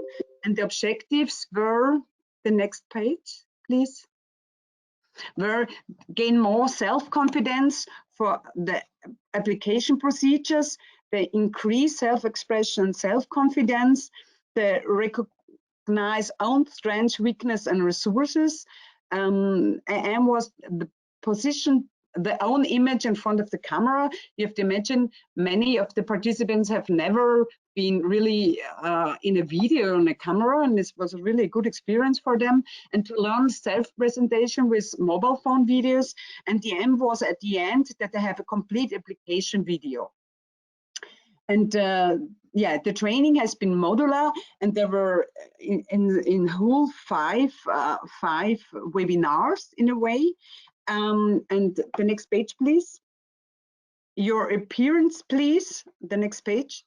For example, it looks like that. Design your application video with self-confidence. And the next page. And another important general part was the qualification in general digital skills. We all live in a digital world. Digitality is an integral part of our lives, and therefore it is necessary to acquire basic digital skills when you want to get a qualified job. And so we have developed a structure in the area of digital training opportunities. And that's the basic skills in the field of digital data processing systems, digital training, digital communication, digital media, and all that part in advanced skills. Then in the expanded skills in digital technologies, digital network devices, and digital machines, and the professional specifics. And please, the next part, the next slide. And the basic skills are about the basic use of computer and the internet, and the basic knowledge and basic skills in using computers or other digital devices, and the internet, the information, data, and media competence, the media design, digital communication, social media, security and privacy, and digital training and digital knowledge transfer. With this basis, there is already an established training system in the area of digital skills, the European Computer Driving License. Please, the next slide. And the ECTL, the European Computer Driving License, is a very established module, and we consisted that we offered our participants the standard module of that, and that was very successful. We have done 2 courses of that. Please, the next page. And here you see the base module and the standard module, and I think that's the basics of computer knowledge. And please, the next page. And there is also an advanced digital computer course. It's the European Driving License for Robotics and Intelligent Systems on the market. But we decided that we do the ECTL because that was at the niveau of the participants. And the next part is there are many different categories of digital skills. For example, please, the next is the professional specifics. For example, in metal and electrical engineering, it's the sensor technology, the automation technology, and the smart techniques. Or for example, in the creative sector, it's the program application for film and image, for animation and media design, or the programming of games. And the professional skills for the next page, please. For the traditional skilled crafts and trades, such as carpenters, stonemasons, and locksmiths. For example, they need knowledge about the program application of CAD, augmented reality, etc., or on CNC machines, or 3D printing technologies. And so you see, they're very specific. And so, as I already told you, please, the next page. We, because there are things so specific, so we decided as for this ECTL, the standard level, and 2019 we've done a course with 15 participants, and also 2020 we have done 1 course with another 15 participants. It was very successful, and I want to show you some impressions. It looks like that for the last year and this year. This course has been just finished for 2 weeks ago, and now I want to show you some impressions how we have done the course. The next pages, please. Here, this is a course. It's from the first course, and then please, the next pages. For example, here, a very engaged participant. The next one. Also the next one. Yeah, and so I already come to the end. You know, here our trainer, she's also very great, and get good references. yeah, and about the individual qualifications, Sophie Bernett will talk a little bit more, and so I come already to the end. Please, the last page. To the last page. The conclusion is, it is a really big challenge to assist people with refugee backgrounds to get qualified jobs, and on the general level, it is simply elementary to be fluent in the language, spoken and written. That's our experience. That is very, very important. And in the individual area, there are two levels: the professional and the private level, which must be fulfilled to get a qualified job. And so I come to an end. Thank you for your attention and best wishes through the computer wherever you are now. And great thank you to all partners, especially to the lead partner. Thank you very much, Heidrun. The next person I will ask to speak is Mr. Buzzatti from Treviso. I don't know if I pronounced it right. Mr. Buzzatti, are you with us? Yes. Good morning. Okay. Do you hear me? Yes, yes, we can hear you. Okay.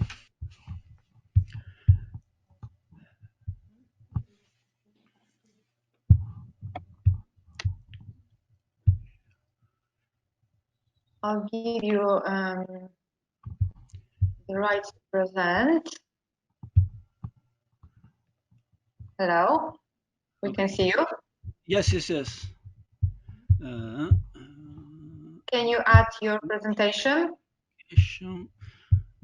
Okay, share. Do you see the do you see the presentation?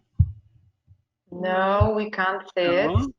Oh, now, yes, yes, it is up. No.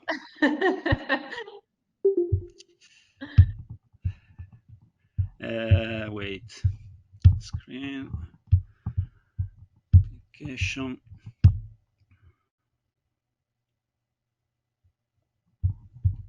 Share. Now? We can see Okay. it. Yes, we can see it. Okay. Good morning.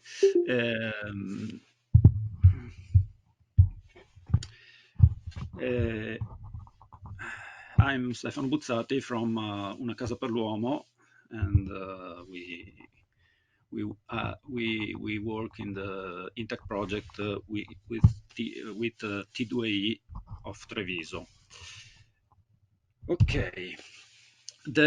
Our goals with the immigrants: facilitate the regaining of autonomy and facilitate integration into the local community. These are the general goals. How they can do this? They can do this by learning Italian language, have a professional training to have a job or a profession. We give help in job placement, and we give also help in finding accommodation, because the house is very important to have a place, but it's very difficult to find a house, a place to live. And if you don't have a house, it's difficult to have a job or to maintain a job. The assessment phase. Who completed the assessment? An expert in the management of evaluation, orientation activities of T2E, and an expert in managing activities with migrant refugees from Una Casa per l'Uomo. How many people involved? 27 people, 25 men and 2 women, coming from 2 different projects. CIPROIMI, that is the system of protection from refugees.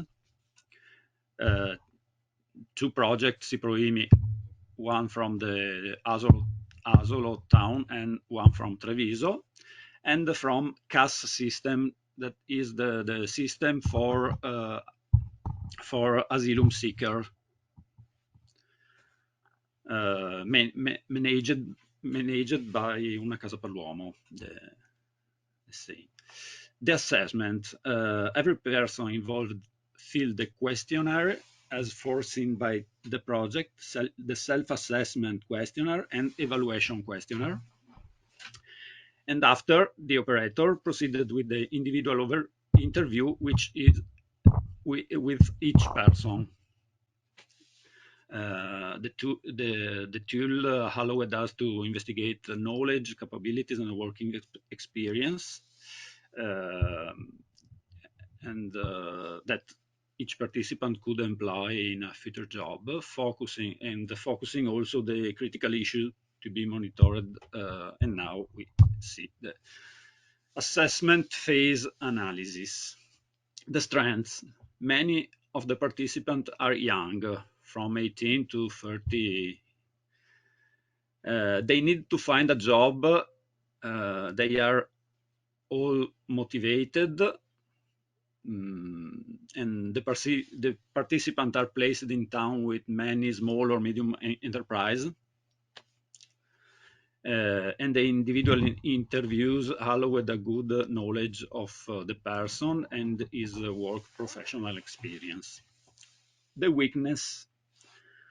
The participant need to work and look for a job, so they can be lost during the training, because if someone a friend call him and tell, I have a job for you, they leave the training and they go. And this is that may be a problem. Many of the participants have high expectation about a good job. It was hard to provide them with the right information about the real labor situation in Italy, because they think I can start with a job and I can have money, I can have a house, and this is not the reality. Is the real the situation is different. Many of them have just a sufficient or scarce level of Italian language, A1 or A2. A2 is the best in our experience. Someone arrive at B1, but not one or two people.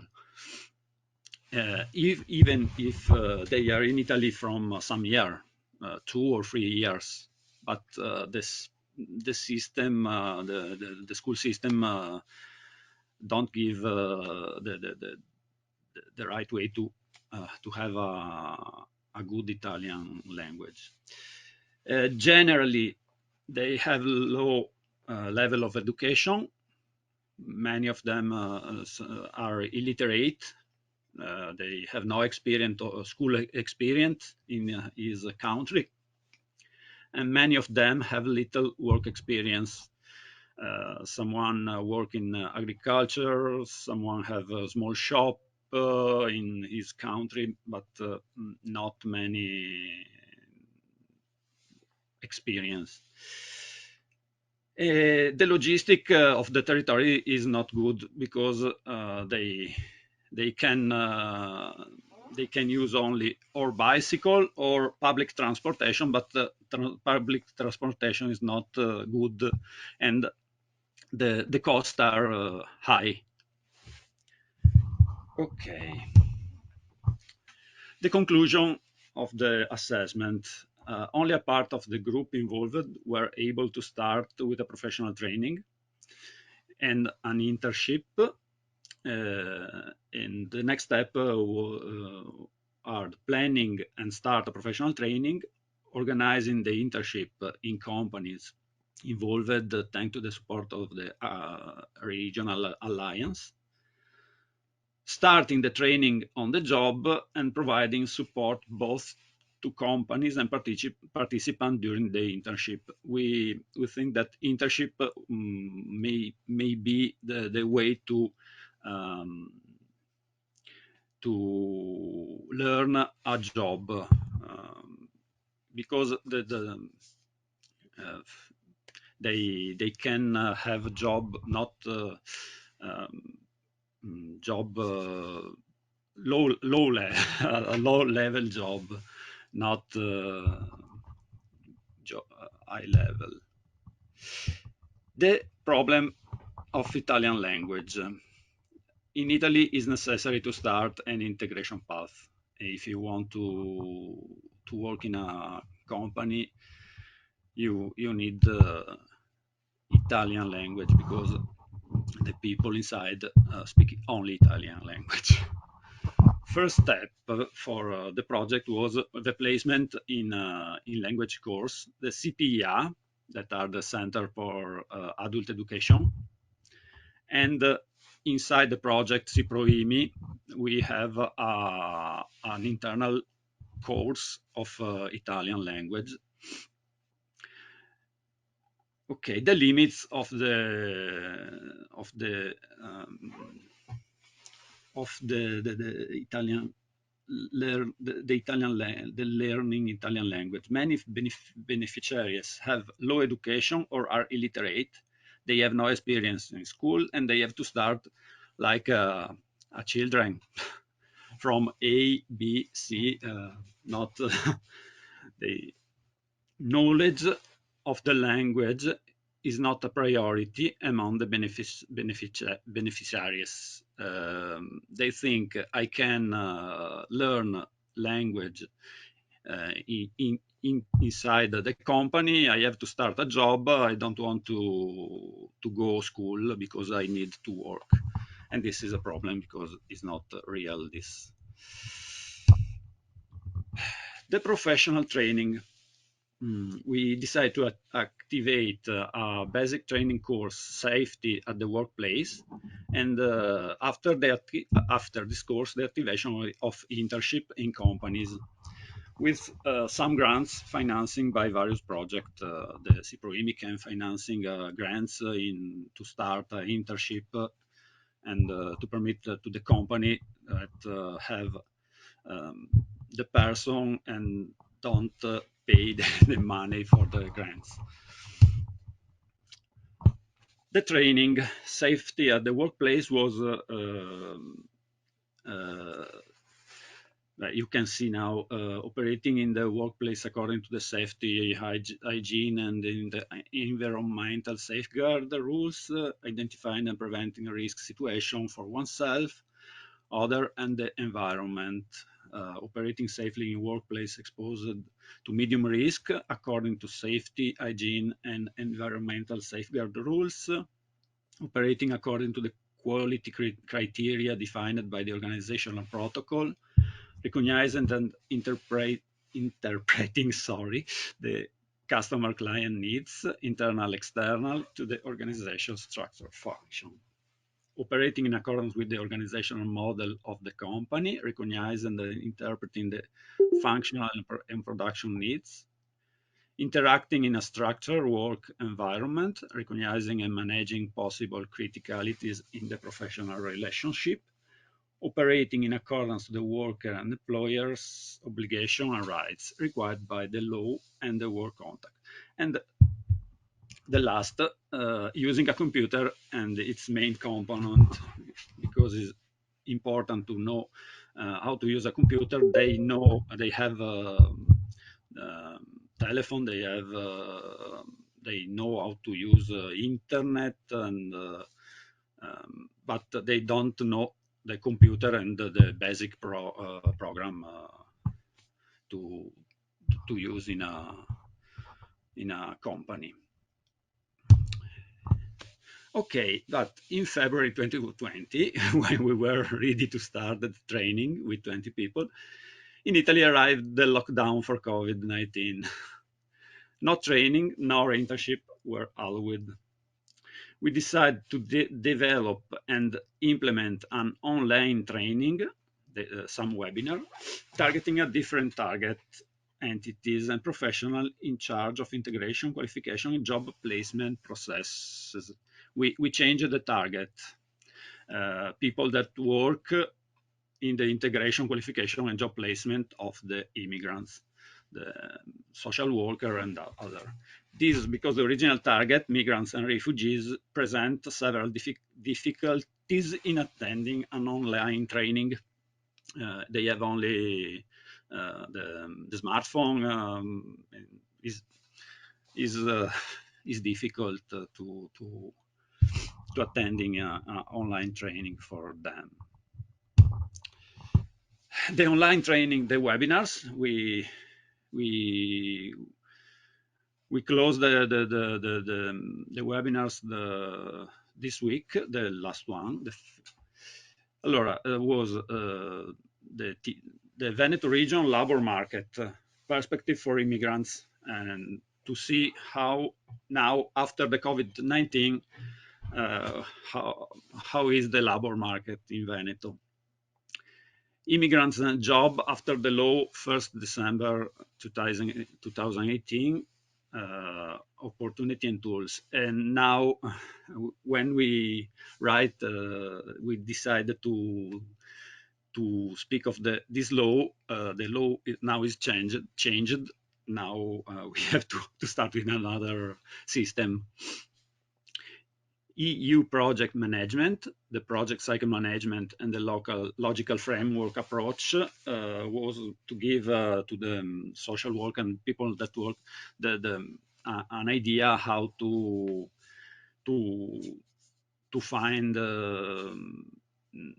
money and to start new project or to maintain the project. The EU 2021-2027 multi-annual financial framework, and the last one was networking with companies, a needs-based approach, because networking with companies is very important.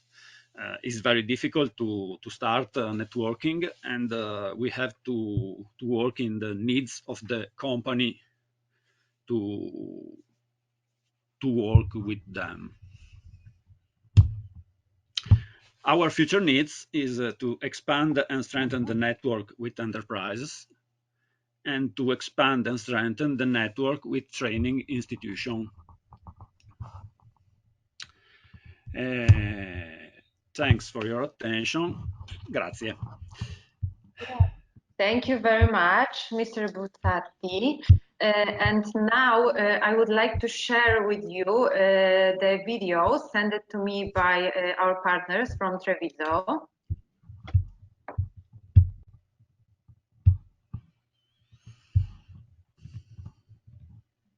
Can you see it? I think yes. Yes. Yes. Oh, no.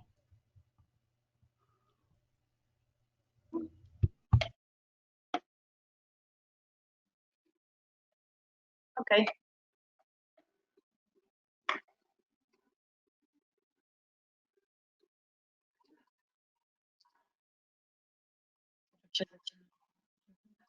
No sound.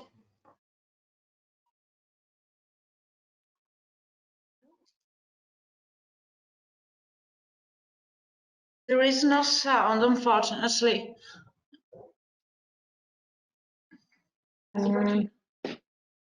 I'm sorry, what is the problem? Hello, can you hear me? Yes. I can't hear you. Nie ma głosu. Oh my Nie ma God. głosu. I'll try to fix it.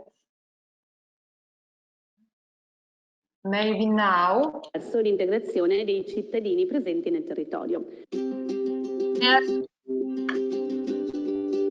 So maybe I'll start it again.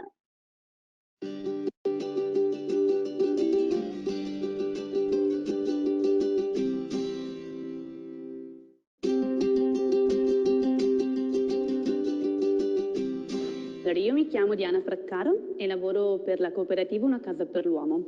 Si tratta di una cooperativa sociale nata nel 1992 che ha come scopo principale il conseguimento dell'interesse della comunità. E questo attraverso la promozione umana, attraverso la promozione delle pari opportunità e attraverso l'integrazione dei cittadini presenti nel territorio.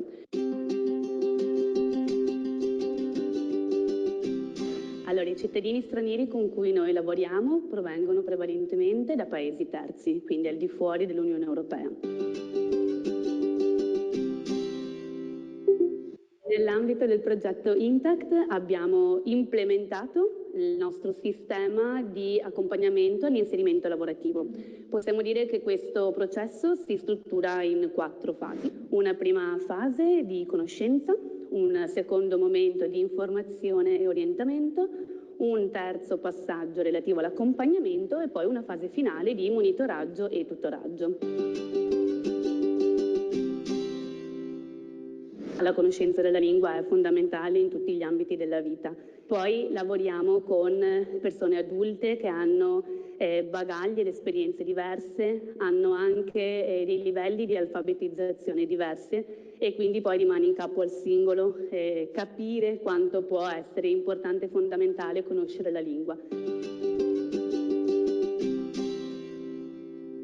Allora, ho in mente un'esperienza abbastanza recente che riguarda 2 cittadini stranieri, un ragazzo del Mali e un ragazzo proveniente dalla Nigeria.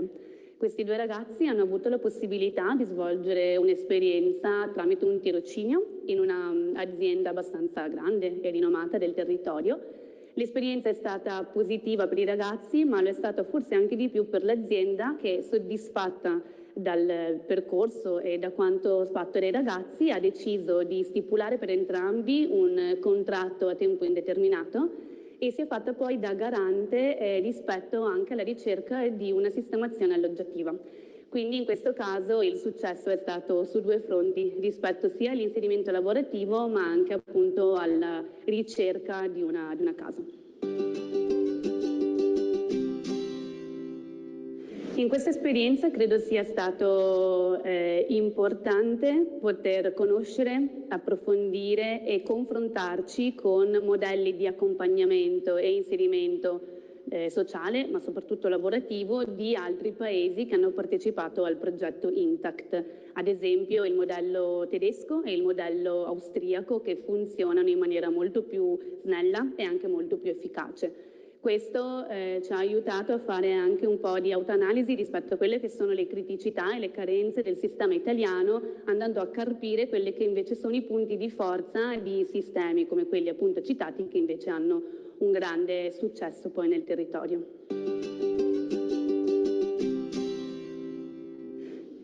Probabilmente bisognerà implementare la rete di contatti nel territorio, perché quello che noi facciamo ha successo e molta rilevanza qui nel luogo in cui noi siamo soliti muoverci e lavorare, ma essendo un approccio che ha dato buoni risultati sia in termini di esperienze positive e poi anche di inserimenti lavorativi, sarebbe interessante poter proporre e replicare questo tipo di sistema, quindi andando ad ampliare la rete nel territorio che si compone di realtà del privato sociale, ma anche poi di realtà profit che potrebbero essere interessate ad esperienze di questo tipo.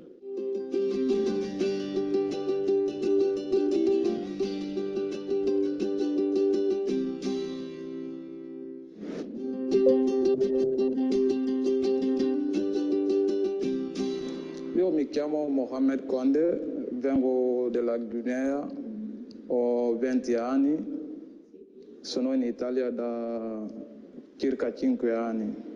Prima sono arrivato a Lampedusa, dopo Lampedusa mi hanno trasferito a Oderzo e sono rimasto là 1 anno, 6 mesi. Dopo che ho fatto commissione, ho avuto documento umanitario 2 anni e dopo mi hanno trasferito qua a Posano.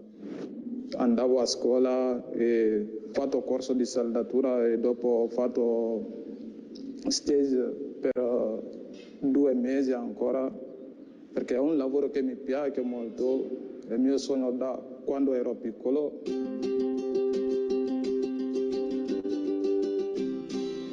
mi trovo bene, sì.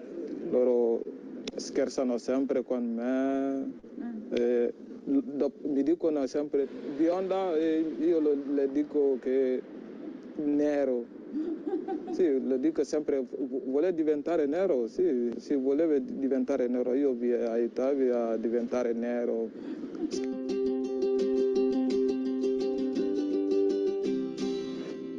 Mi hanno aiutato per integrare, andare a scuola, cercare lavoro, mi hanno aiutato anche a fare corso di saldatura.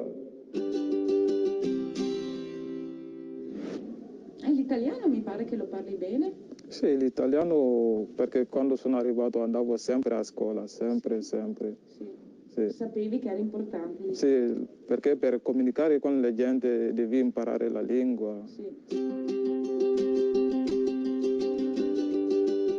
Anche io ho fatto corso di cucina a Vittorio Veneto. Sì, la lasagna, il risotto. Andiamo a mangiare. Ok, va bene.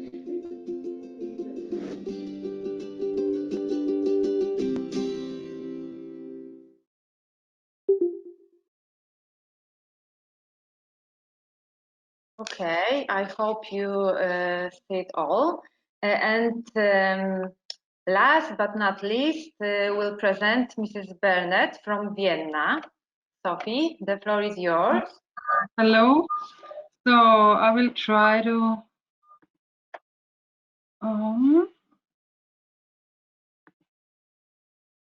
so can you see the Yes. Yes? Yes, we can see. Okay. Yes. Okay. So but this is there just the screen, or can you see your faces in front of the screen, or is it good like this? You can see everything? We see both. You see both, but how I can okay, how can I put it away? So is it better now? Yes. Yeah? Yes. Oh, okay. So Yes, okay. Is it good? Okay. So hello from Vienna. My name is Sophie Bernett, and I will tell you today about our experience as a coach at working with people with an escape background. So I don't know why it doesn't move again.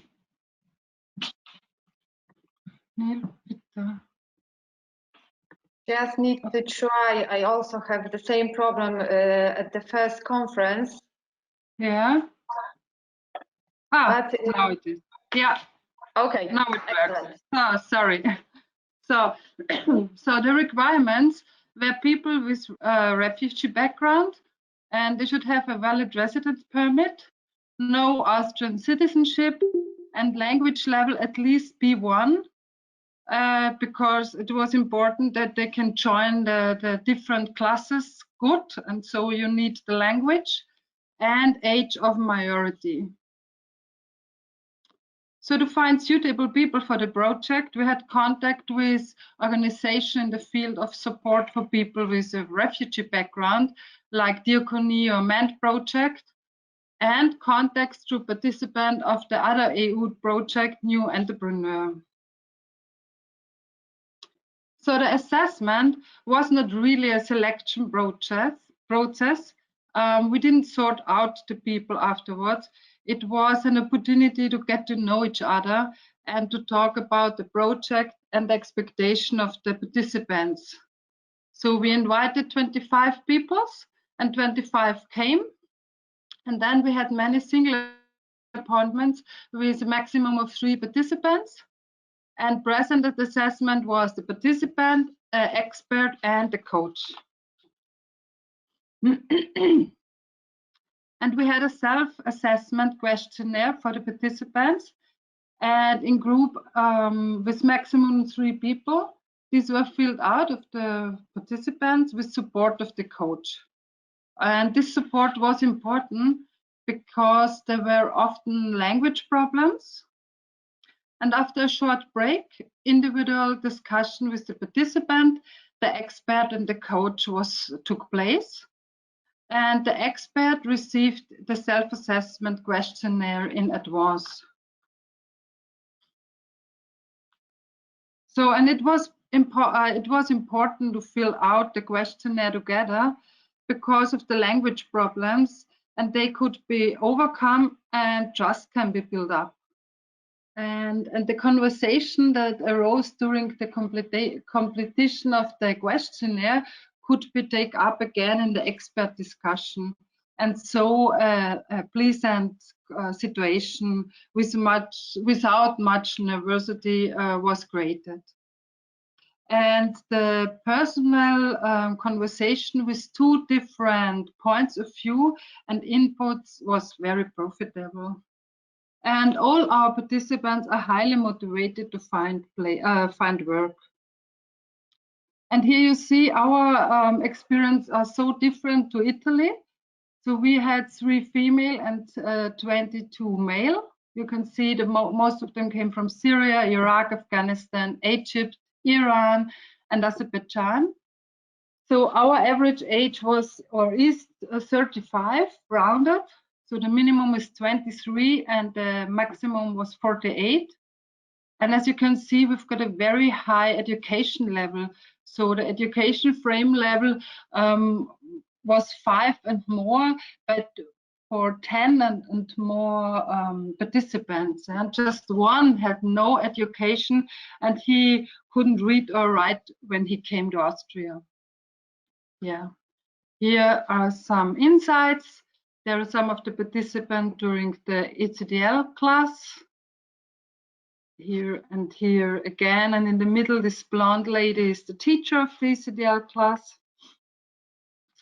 Yeah, and here you can see the original education of the participant from their homelands.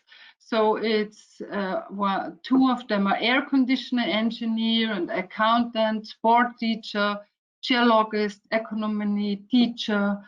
Some of them had their own company back home, furniture stacker, interpreter, lawyer, event management, business administration, and seller. Yeah, and here in Austria, very few people can work in the area of origin. So what did our participant find here? So at the post office, at the airport, lifeguard, as an accountant was just one of them can work in his profession as an accountant. Security, childcare, working in a drugstore, and training for nursing assistants and training as retail salesman. And the coaching had been very differently accepted. So some of them came very regular, about every fortnight, and others only if required.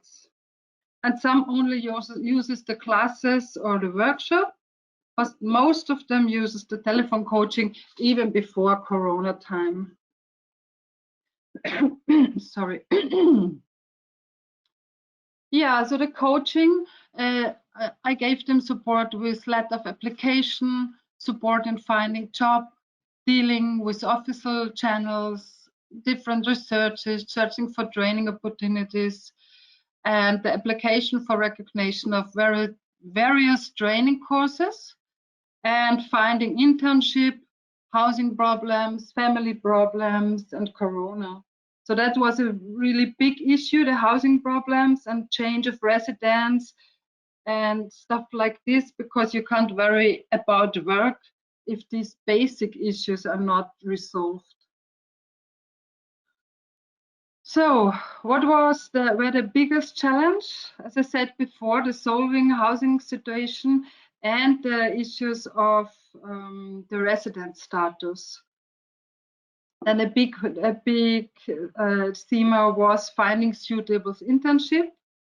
It proved very difficult. We thought it would be easier, but it was not. And yeah, of course, finding suitable job and the Corona lockdown, like for all of us. Yeah, the networking. We had networking with external partners like Caritas Commit. They work with young people, with young refugees. and WKO Trade and Craft Division, and the WIFI Vienna. There we had most of our classes, the WKO Educational Policy, and some regional initiatives. And yeah, in the different coachings, it turned out that some participants have problems with the job application in Austria. So especially because of COVID, the online application became more and more important. So we developed a workshop to strengthen the so-called soft skills and to participate presenting in front of the camera. And it was not so easy because some of them, they never be in front of the camera. So the aim of the training was gain more self-confidence for the job interview and increase self-expression and self-confidence and recognizing your own strengths and weakness and resources, and to position your own picture in front of the camera. And then to learn how to make your self-presentation with mobile phones. And in the end, they should have a finished little videos for the application. And I think that was a really important part, because as you hear afterwards in the video, some of the ladies could use it very short after this workshop. You will hear it later. Yeah. So it was 5 weeks long and 1 morning per week, and it was online per Zoom. There were 8 participants, and we gave them theoretical inputs, but mainly was the practical exercises. And we made single and pair exercises, and then many feedbacks in the round of the plenum, so where they could give them feedbacks. So here are a few of the insights. Here are some of the participants, and it was really nice when I can. Yeah, and here, as I said before, they got work, so they have to make short little. The participant had to shoot small videos again and again on different topics. Some were funny, some were serious. And here one of the participants is presenting his video to the others. Yeah, and the channel, so we offer channel courses, like the German courses or the ECDL course, and they were good and important. But individual trainings is just as important to give the participant more professional opportunities. So some of them were taken up. So we had 2 participants, they took programming courses, and 2 made sub-courses for accounting. That's an online internet tool for the accountings. And 1 had a training for home help, and then advanced trainings in logistic management and further education at the BUREAUCRATIC.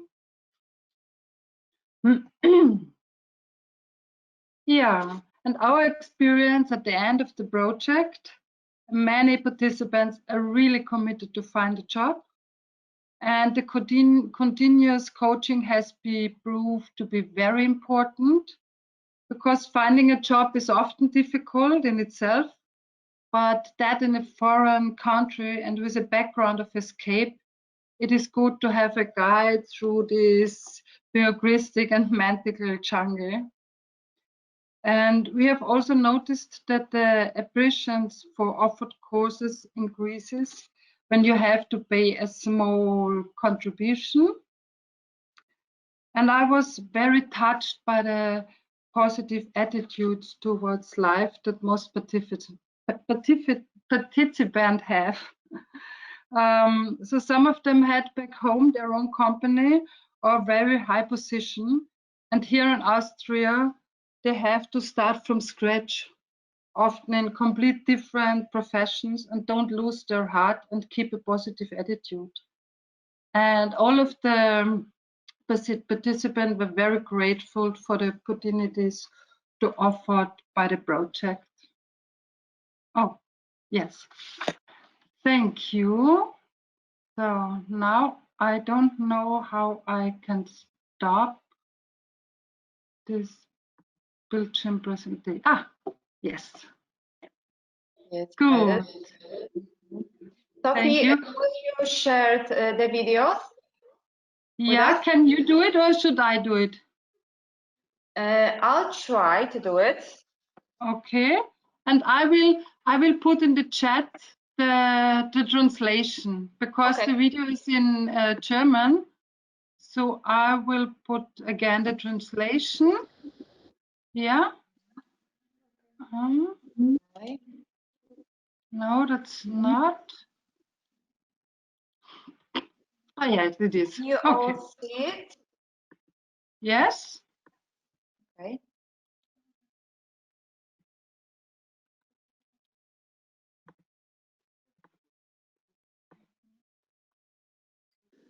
Schönen guten Tag aus Wien. Mein Name ist Sophie Bernert und ich bin Coach beim Erasmus-Projekt Intakt, in dem wir 25 Menschen mit Fluchthintergrund begleiten am Weg zu ihrer beruflichen Integration in Österreich.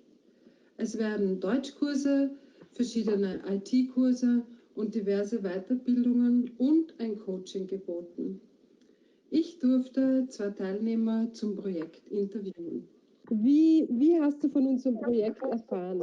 Ich habe über dieses Projekt von meiner alten Chefin in Bilkom gehört und dann habe ich mit einem Sieht man was Falsches?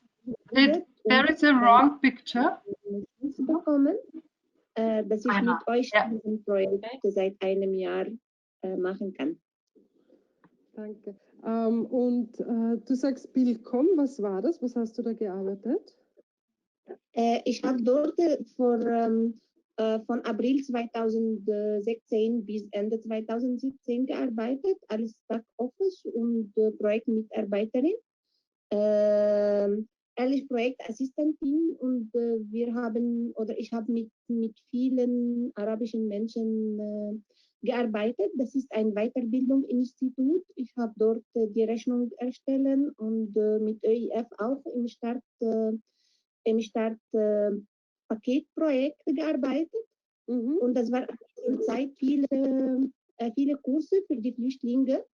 Und wegen meiner Muttersprache Arabisch, es war eine große Chance, für ein halbes Jahr dort arbeiten.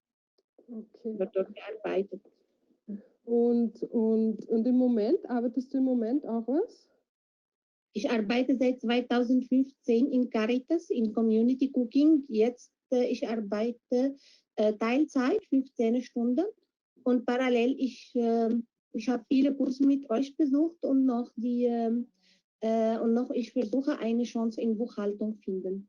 Ich habe in WO einen Deutschkurs gemacht.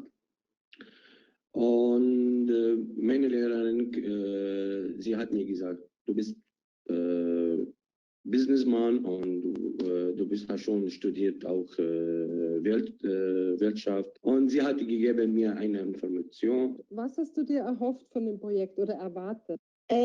Ich habe gehört, dass es gibt eine Chance, dass ich mehrere Weiterbildungen besuchen kann. Ja, ich habe Deutschkurs besucht, ich habe ECDL besucht und auch es gab in der Corona-Zeit eine große Chance mit dir und Ursula ein Workshop, wie kann man sich in Arbeitsstelle bewerben.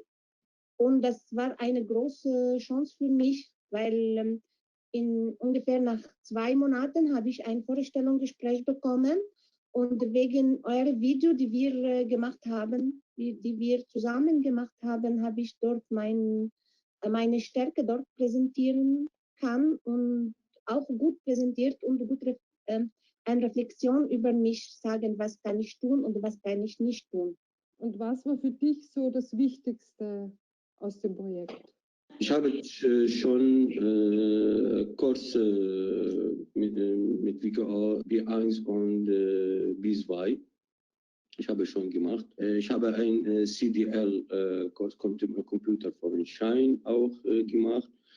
Und jetzt, ich habe in dieser Jahre, ich habe C1-Kurs online gemacht, auch.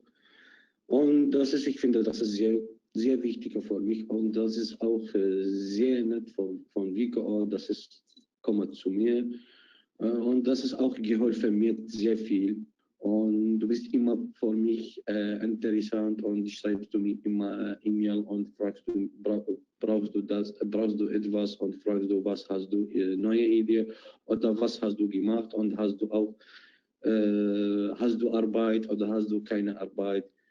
Ja. Das heißt, neben den Kursen, die du machen hast können, war für dich das Coaching schon auch wichtig? Ja, das ist sehr wichtig für mich. Das ist sehr wichtig für mich. Was arbeitest du jetzt? Hast du Arbeit gefunden? Ja, jetzt, ich habe schon vor 2 Monaten, ich habe eine Arbeit gefunden, in einem Job. Ich arbeite jetzt, geholfen kranke Leute in aktueller Zeit, du weißt, jetzt Corona.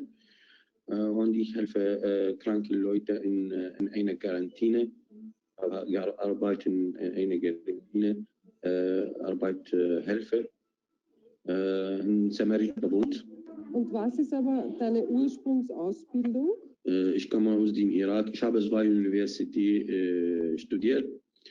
Ich studiere erste Universität. Ich studiere Elektronik Control Engineer.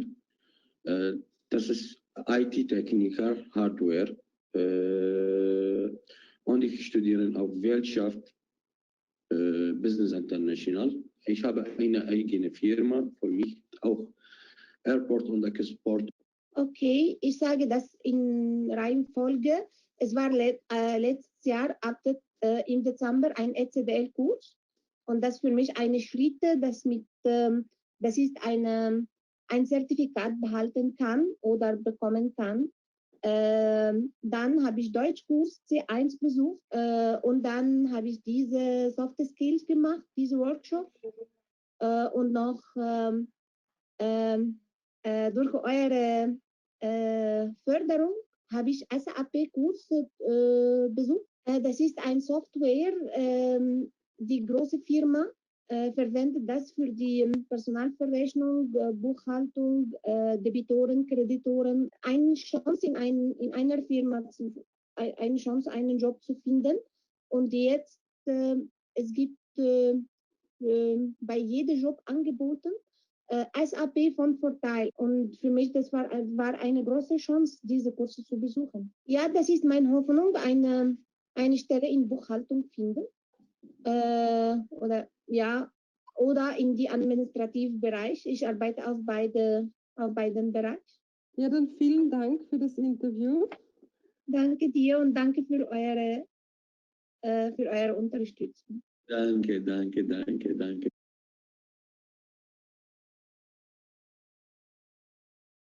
So that was the video. And so thank you very much for this presentation, for this video. I must say I really like the idea of soft skill workshops. It was great. And this was the presentation. You have some questions or maybe someone would like to add something? I don't hear it and I don't see it on the chat. So I think we're okay. So, there are a couple of questions at the Padlet that we could go through if you like.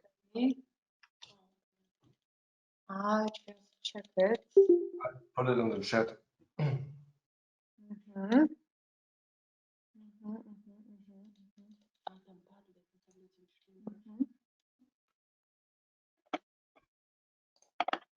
I'm checking.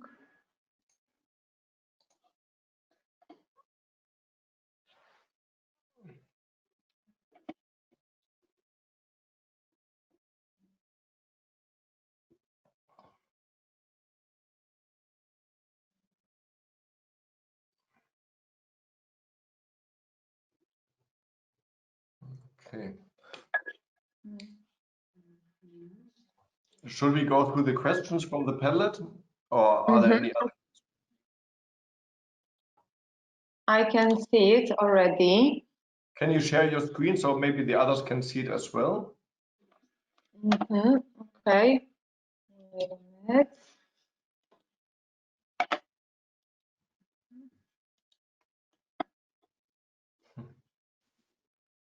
Perfect. Can you all see it? Yes? Mm-hmm. Okay. So I see that the first is to us, I think, what is the role of language skills in getting a job in Poland?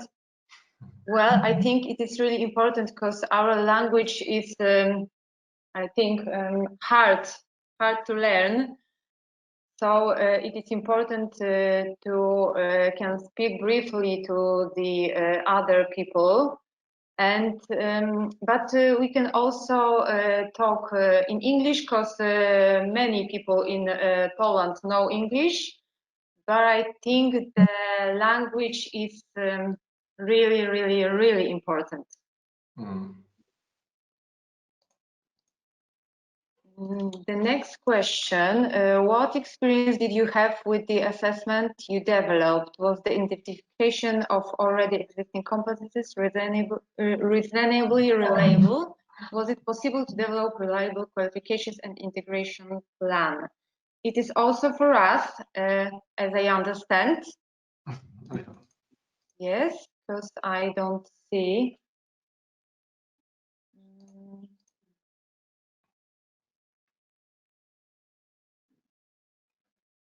Yes, I think the competence assessment was really great, and it can we can identify the existing qualifications, the existing knowledge of the participants, know them better, and I think it's a great idea, and it can be useful for other countries and for other organizations, I think, as well as for us. And the next question, assessing the skills, does the tool take into account individual and cultural differences of people and nations in showing their candle? Some are careful in telling what they can wear, some believe they can do something if they have seen or heard how it is done.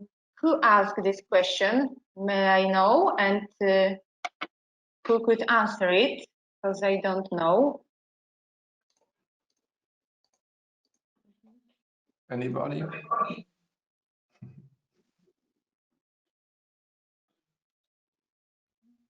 Maybe Professor Schaumann. Yes, I can say that the tool, the assessment tool, is a combination from this assessing the skills and the discussion with the experts, and we have a lot of. I think we have seen that a lot of project partners have different requirements, and that's why I say in my presentation there is a lot of possibility to make it flexible for the different requirements of the project partners. It depends on a lot of cultural things and a lot of prerequisites and how is the education level. I think it is a good first tool to use for the different skills, and in my opinion, the project partner have adapted it into their own sphere and in their own environment in the project. Thank you. So the next questions, you can all see it, immigrants versus refugees. And it is a question for us. So the most of our foreigners are, as you know, immigrants, but not all of them, because as we know, there was a war in the Ukraine, and we have many of refugees from there, and they have legal opportunities to work, during the application, it is possible. It is, I think it is quite simple in our country. So it is not a problem. And every migrant can work legally. And as our director Szczepkowski said, that when there's a problem, we can easily and quick fix it in our region. Next question.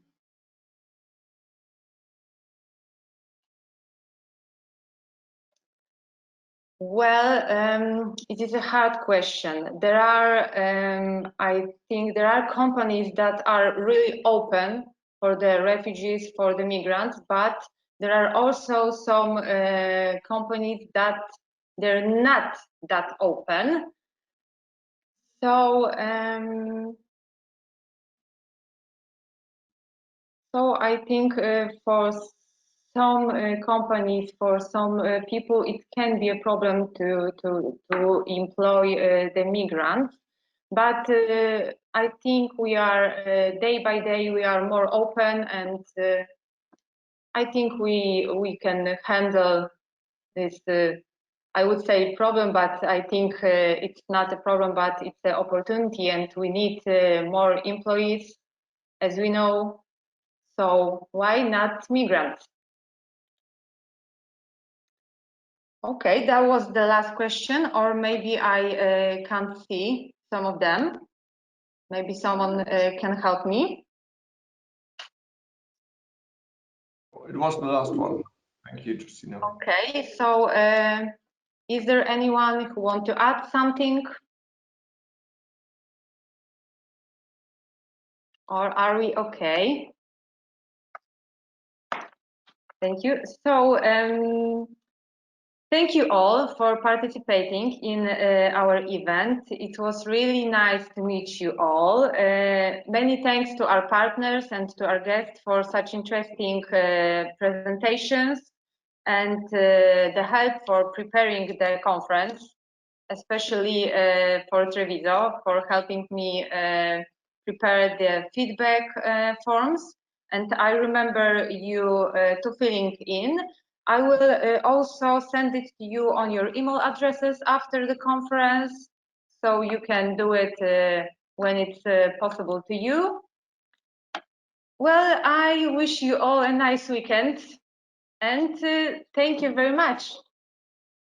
Goodbye. Dziękuję bardzo. Thank you. Bye-bye. Wait a minute, Elena would like to say something. Okay? I stay here. Okay, so thank you, Elena. Thank you all. Bye.